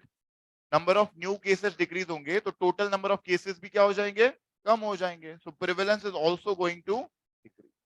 Next is drug which cures the disease. ठीक कर देती है patient. So if drug is curing the disease, the duration of the disease is decreased. And if the duration of disease is decreased, what will happen to the prevalence? Prevalence will also decrease. But what will happen to incidence? Nothing. Incidence will remain same because this drug is not preventing the disease. ये बस ठीक करती है. नए number of cases को रोक रही है क्या? नहीं. तो नए नंबर ऑफ केसेस अपने स्पीड पे होते रहेंगे. It is only curing the disease. जिनको हो चुका है उनको ठीक करती है. अगर जिनको हो चुका है उनको ठीक कर रही है मतलब ड्यूरेशन ऑफ डिसीज को कम करती है. तो प्रिवेलेंस ऑफ डिसीज या टोटल नंबर ऑफ केसेस को कम करती है. ओल्ड नंबर ऑफ केसेस घटा रही है, न्यू नंबर ऑफ केसेस पे कोई असर नहीं है इस ड्रग का. That is what we mean. Last is, ये क्वेश्चन 2 या 3 बार रिपीट हुआ है लास्ट वाला. Drug which does not cure the disease only decreases the mortality. Very good. It is not curing the disease but क्या कर रही है, मोर्टालिटी कम कर रही है. If the patient is not dying, the patient is living now. Is the disease cured? No. The patient is living but the patient is living with disease. So the duration of the disease is, and if duration increases, prevalence also increases. What will happen to incidence बच्चों? Incidence पे कोई भी असर होगा क्या? नहीं होगा. ना वो ड्रग प्रिवेंट कर रही है, ना प्रोफाइलैक्सिस है, ना कुछ है. तो इंसिडेंस विल रिमेन. ठीक है, no issues with this. Once go home and revise it, it will be easier. Don't worry about that. Question number 68. A group of 100 individuals has 46% hypertensive individuals. Drug H has been prescribed for the hypertensive individuals and the prevalence came down to 26% after 2 months of therapy in the same group. Which among the statistical tests will be used for above case? So jaldi se, जिसको नहीं पता, there are two types of statistical tests. One are parametric, second are non-parametric tests. Parametric tests are used to compare mean value, average value or standard deviation, whereas that is quantitative data, whereas non-parametric tests are used to compare percentage or fraction. Okay, non-parametric test. These are very easy question. एक बार ध्यान दे दो सब समझ में आ जाएगा. कोई बड़ी तोप नहीं है ये चीज. Very easy. People make it complicated for themselves. So non-parametric test, we will compare percentage or fraction usually. Okay, that is a qualitative data. Now, if I am comparing mean or average value, okay, in one group, then the test is called as paired student t-test. Then the test will be called as a paired student t-test. If I'm comparing mean or standard deviation in two groups, if I'm comparing it in two groups, then it is called as unpaired student t-test. बता देता हूँ example sir, don't worry. Unpaired student t-test. If I'm comparing mean or standard deviation or any average value in more than equal to three groups, तीन या तीन से ज़्यादा, very good. It is known as the ANOVA test. If I'm comparing percentage of fraction in one group, it is known as the sign test. Shabash. And if I'm comparing percentage of fraction in two groups or more than equal to two groups, it is known as the chi-square test. Okay. Jaldi se now. I'm giving some examples. First is I am having one ward. This is my ward. Isme the average BP value of all my patient is 120/80. Okay. Before giving a drug. After giving a drug, their average value of BP is 100/70. Now I am comparing what? I'm comparing average value. Average value is nothing else but mean. So I am talking about which test? Parametric test. No issues with this. I'm comparing this average value or mean value in how many groups? One group. Only before giving a drug and after giving a drug. Group कौन सा था मेरा? Group same ही है. So if I compare the mean or average value in single group, answer should be paired student t-test. Next, I have ward A and ward B. Ward A का average BP is 120/80 and ward B का average BP is 140/90. I'm comparing what? Mean or average value. कितने groups में? Answer should be unpaired student t-test. Next is I am having ward A, ward B, and ward C.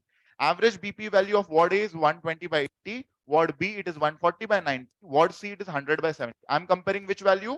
Average value or mean value. In how many groups? 3 groups. Answer should be ANOVA test. Next, I'm saying that in my ward, ward A, एक ही ward है मेरे पास. In my ward A, there were 40% hypertensives. But after I gave a drug, there are only 20% hypertensives. What I'm comparing? Percentage. If I'm comparing percentage, these are non-metric tests. In how many groups I'm comparing it? One group. Bus before giving a drug and after giving a drug. So answer should be sign test. And if I say ward A has 40% hypertensives and ward B has 20% hypertensives, what I'm comparing? Percentage. In how many groups? 2 groups. Answer should be chi-square test. That's it. ठीक है? So जल्दी से अभी answer बताओ. What we are comparing over here बच्चों? Percentage. So it should be parametric or non-parametric. In how many groups we are comparing? कौन सा 2 group दिख गया तुम्हें? In single group, same group, just before giving a drug and after giving a drug. Answer should be sign test. Shabash. Question number 69. An ophthalmologist prescribed myopic glasses to a patient who was unable to see distant objects. The level of prevention in this case will be. Very good. There are 4 levels of prevention. Primordial is before risk factor. Risk factor now hote hue bhi if we do, it is primordial level of prevention. It is done by health, education. Next is primary level of prevention. It is done when the risk factor is present, but the disease is absent. Okay. It is usually done by health, promotion, or second is specific protection. Next is secondary level of prevention. It is done when the disease is already started. Therefore, can we do anything for prevention? No. Therefore, we will do for early diagnosis and treatment. So all screening tests, all diagnostic tests, all treatments will come in secondary level of prevention. Next, tertiary level of prevention. It is done when the disease is in progression or it is already over. Okay? It is already completed now. Disability or complications have occurred. Now what I'll try to do, जो disability हुई है, मैं उसको क्या करूंगा? I'll try to limit that disability. That's the disability limitation. And second is rehabilitation. Okay? At least I'll try that I shall limit his complication or I shall limit his disability so that he can go to work. That is rehabilitation. So jaldi se batao. Yahan pe you are giving myopic glasses. Myopic glasses. Will they treat myopia? No. If they are not treating myopia, can they be secondary level of prevention? No. They are only helping the patient to see better. That is disability limitation. They are limiting the disability of the patient. Okay. And they are also helping to see him better and so he can get a job. That is rehabilitation. So it is which level of prevention? Tertiary level of prevention. Either disability limitation or rehabilitation. No issues with this, anybody? All contraceptives are primary level of prevention, specific protection, except COCP is used in PCOD, secondary level of prevention. COCP is used in endometriosis because they are used for treatment. Next, all vaccines are primary level of prevention, specific protection, except, very good, BCG vaccine in bladder cancer because it is used for treatment. Crutches in are tertiary level of prevention. Intraocular lenses,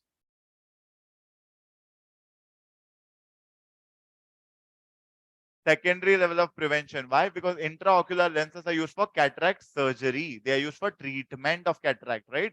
Normal contact lenses की अगर मैं बात करूं, get it right. Contact lenses, tertiary level. Intraocular lenses, secondary level. Okay, no issues with this, anybody? That's important. ठीक है? Source reduction of mosquito, primary level of prevention. ठीक है? Spraying of insecticide, primary level. Mosquito nets, mosquito repellents, primary level. No issues with this. Use of mask, primary level. Promoting the use of mask, primary level. Specific protection. Okay, yeah, so primary level health promotion. जब promotion आता है नाम में, तो please mark it as health promotion and not specific protection. Question number 70. A multi-purpose worker male prepares malarial slides in an endemic zone. These slides will be examined at which level? Multi-purpose worker male is located at which level? Sub-center. but he prepares it at level of sub center, but PHC पे है जाके examine होते हैं. So malarial slides are usually examined at the level of PHC. Multi-purpose worker male goes for a house to house visit every 14 days, every fortnightly, na? And any person who is having a fever, he takes a blood sample and makes a peripheral blood smear of it to look for malaria in the patient usually. No issues with this, anybody? Jaldi se important wale batao. CHC is Community Health Center. Number of staff is 46 to 52. Healthcare worker who is located is known as Health Supervisor. One CHC per 1,20,000 population in plains, but one CHC per 80,000 population in hilly or tribal areas. PHC, Primary Health Center, number of staff are 13 to 21. The healthcare worker is known as health assistant. Okay, one PHC per 30,000 population in plains and one PHC per 20,000 population in hilly or tribal areas. Subcenter now. The number of staff are 3 to 4. The healthcare worker at subcenter, multi-purpose worker, male and female. If multi-purpose worker female नहीं है, उसकी जगह ANM can take, that is auxiliary nurse midwife. One subcenter per 5,000 population in plains and one subcenter per 3,000 population in hilly or tribal areas. Village level, the first healthcare worker, most important, ASHA worker, full form of ASHA, accredited social health activist. Previous year question, accredited social health.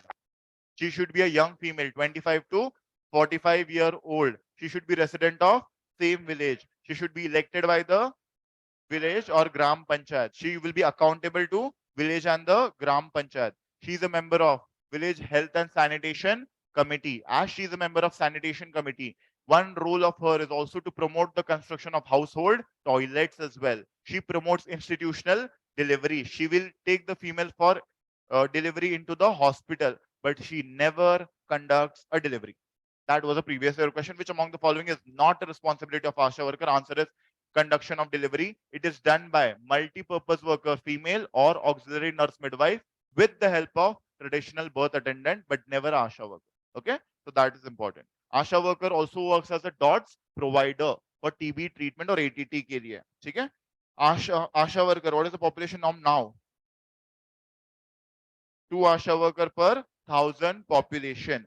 Next is at the village level, second healthcare worker is known as village health guide. One village health guide per 1,000 population. And last is TBA, that is traditional birth attendant, also known as your trained DAI.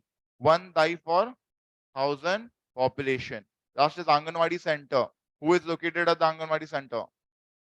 Anganwadi worker. One Anganwadi per 400 to 800 population in plains, but one Anganwadi per 300 to 800 population in hilly or tribal areas. No issues with this. What is the qualification required for ASHA worker? 10 pass. But minimum qualification if they ask, 8 pass. ये previous year question था. I always say recommended qualification is 10 pass. But अगर उसके गांव में कोई 10वीं पास है ही नहीं, तो क्या करेंगे फिर? Minimum qualification is 8 pass. Okay. For multi-purpose worker, the qualification is 12th pass. For multi-purpose worker, it is 12th pass. Anganwadi worker, 10th pass she should be. Okay. Then village health guide, 6th pass. Traditional birth attendant, सब आता उसको. तुम सिखाने जा रहे हो. ठीक है, तो please remember that. No issues with this, anybody? What is the best indicator of ASHA's performance? Very good. Decrease in the infant mortality rate. Other indicators are decrease in the protein energy malnutrition rate. Next is number of TB cases detected or the number of leprosy cases detected. But major impact indicator is always decrease in infant mortality rate, because that will tell वो postnatal visits पे जा रही है या नहीं जा रही है. ठीक है? How many postnatal visits पे ASHA worker? 6 to 7. Home delivery 7. Hospital delivery 6. And by MPW female or ANM 3 to 4 usually. Last visit is on day 42. because maternal death is the death of the mother during pregnancy, during labor, during delivery, and after 6 weeks of delivery. Maternal deaths के लिए the timeline is 6 weeks. PPH का तुम्हारा 12 week है. But usually for maternal deaths, this was the previous year question. 6 weeks ही है बच्चों maternal deaths के लिए timeline. A child was suffering. Okay, a child was suffering from abdominal pain with sausage-shaped lump and red currant jelly stools. Classical. Sausage-shaped lump and red currant jelly stools are suggestive of which disease? Intussusception. And the child has a history of recent vaccination. Which among the vaccine is most likely to be associated with the condition?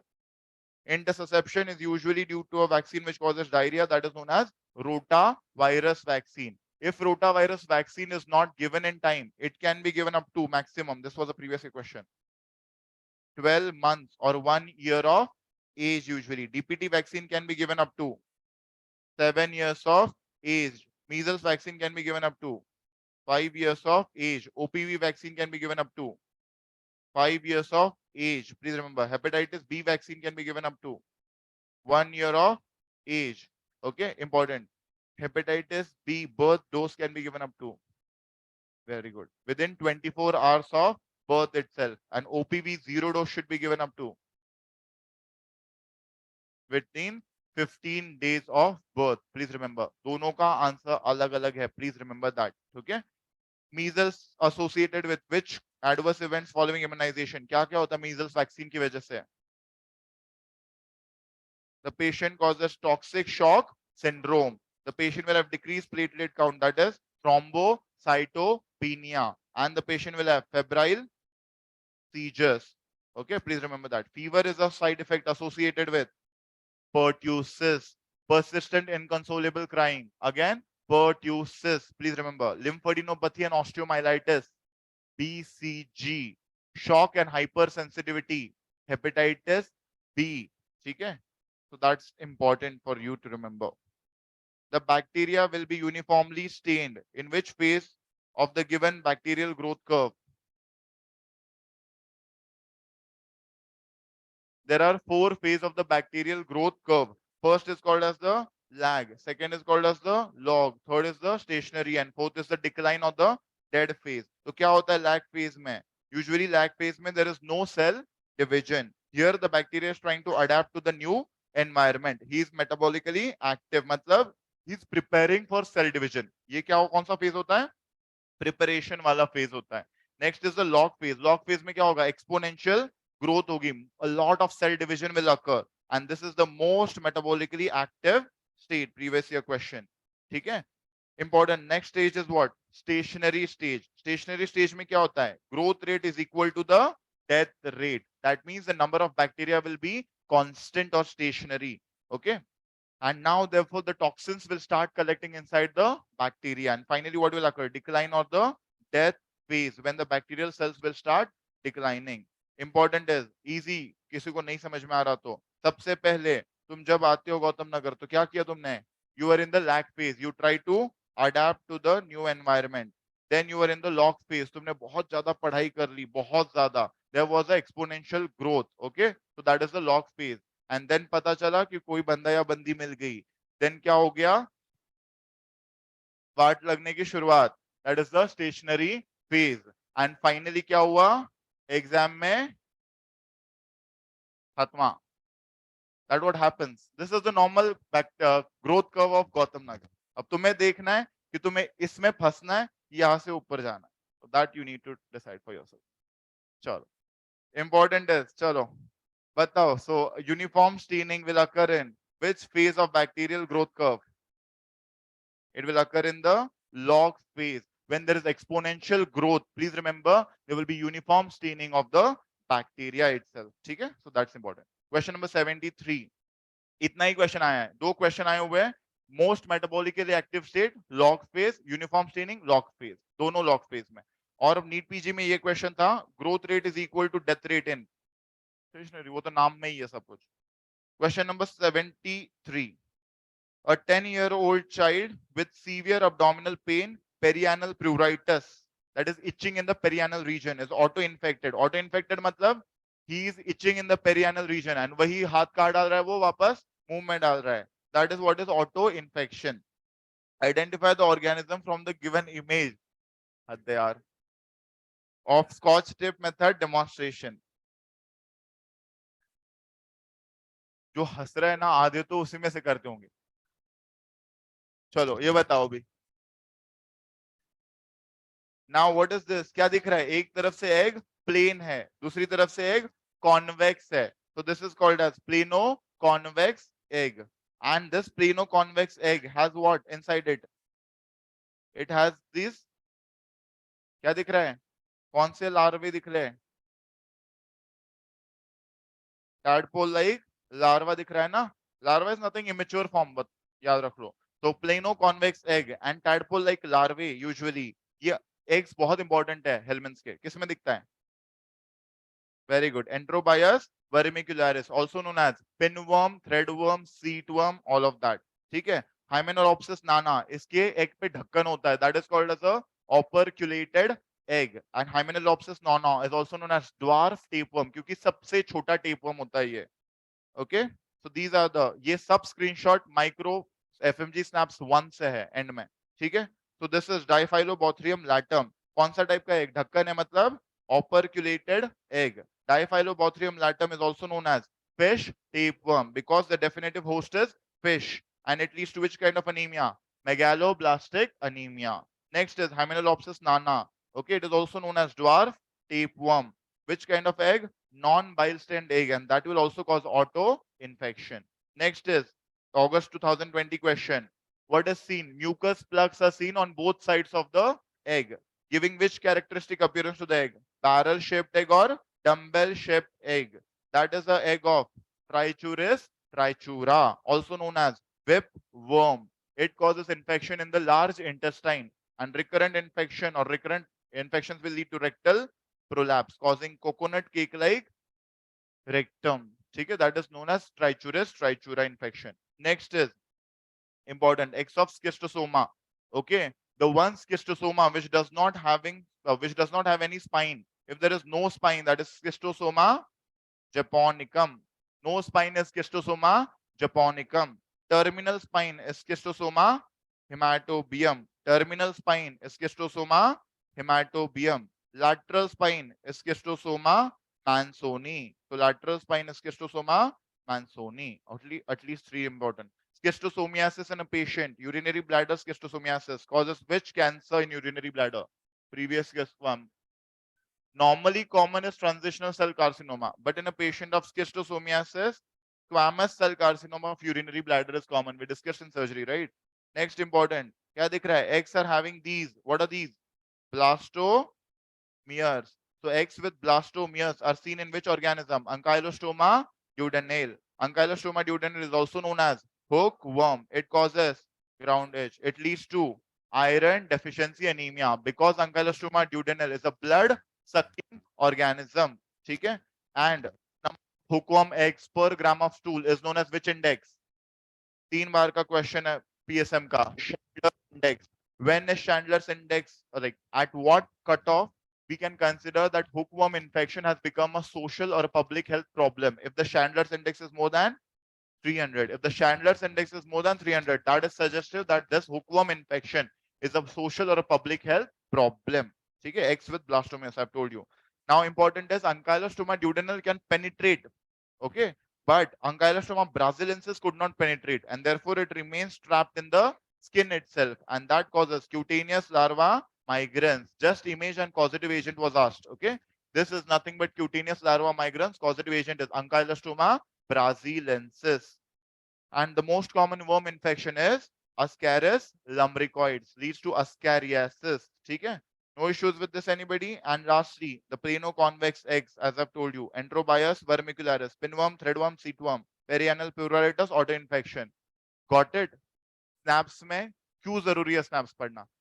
If I have worked hard on it, मैंने उस time यही सोचा था कि if somebody opens the snaps, definitely they should revise everything that about that particular topic. That is my way of studying. So that is how you can study easily with snaps itself. ठीक है? So it is non-bile stain plano-convex eggs along with a tadpole-like larvae. ठीक है? चलो. Question number 74. 75 कर लो फिर break ले लो. A gardener presents with subcutaneous lesion on the hand, which he thinks resulted from the wound he received while he was making a frame for floral red. Floral red matlab he was working with flowers. ठीक है? The nodule has ulcerated and not healed despite the use of antibacterial cream. क्यों नहीं heal करी? Even though he is very good. Because it is a case of fungal disease, therefore it will not respond to antibacterial cream, which is the most probable diagnosis. Very good. क्या बोला जाता है इस disease को और? Rose gardener's disease definitely. ठीक है. Usually it is due to thorn prick injury. Okay, it is due to thorn prick injury, usually seen around Valentine's Day or when the person is walking barefoot in the Himalayas. Okay, that will be the characteristic history which will be given to you.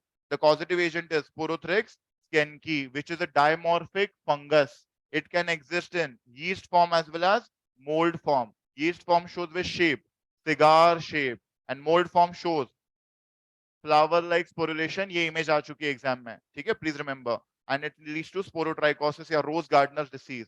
It not only leads to a skin lesion, but can you see that the skin lesion is spreading along the lymphatics? जैसे जैसे lymphatics होंगे वैसे वैसे ये spread होगा disease. So cutaneous, sorry, it is a sorry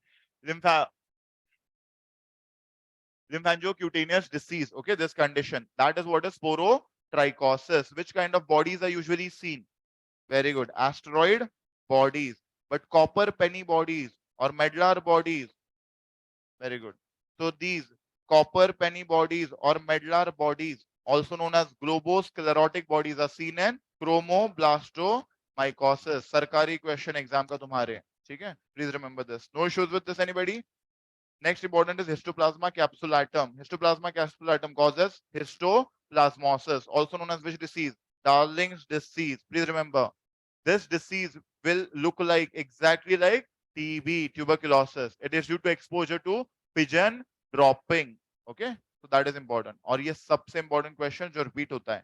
There are three species of dermatophyte. First is trichophyton. Second is epidermophyton. Third is microsporum. Trichophyton मतलब it will infect skin plus hair plus nails. तीनों को infect करता है ना tricho. It will have which kind of macroconidia? Cylindrical macroconidia, and many small microconidia will be there. Next is epidermophyton. Epidermo matlab skin and n hata hai matlab nails. So it will only involve epidermophyton only involves skin and nails. Which kind of macroconidia? Club or boat shaped macroconidia without any microconidia. And last is which shape of macroconidia? Spindle shape of macroconidia with very few microconidia. This is known as microsporum. तो अब skin तो हमेशा involve होगी. Okay, so definitely यहाँ पे N आता है क्या? नहीं. तो नेल्स होंगे इन्वॉल्व, तो सॉरी हेयर होंगे इन्वॉल्व. ठीक है, no issues with this anybody? That's important. What is the drug of choice for sporotrichosis? जल्दी से बता दो. Very good. The drug of choice for sporotrichosis is itraconazole. Please remember, it is itraconazole. Question number 75. Mark the correct statement among the following with the help of the given image. What is this? अरे है क्या image, ये बताओ तो सही. Is it a dose response curve or it is a log dose response curve? Very good. Dose response curve का shape. Dose response curve का shape. शाबाश. Rectangular hyperbola. Dose response curve का shape is rectangular hyperbola. Log DRC, log dose response ka shape is definitely sigmoidal or S shape. It is sigmoidal or S shape. Important is three things you need to see. First of all, you need to check for the potency of the drug. Potency is nothing else but power of the drug. Okay? Next, you need to check for efficacy of the drug. And third, you check for safety profile of the drug. Important is potency or power of the drug is decided by the side of graph.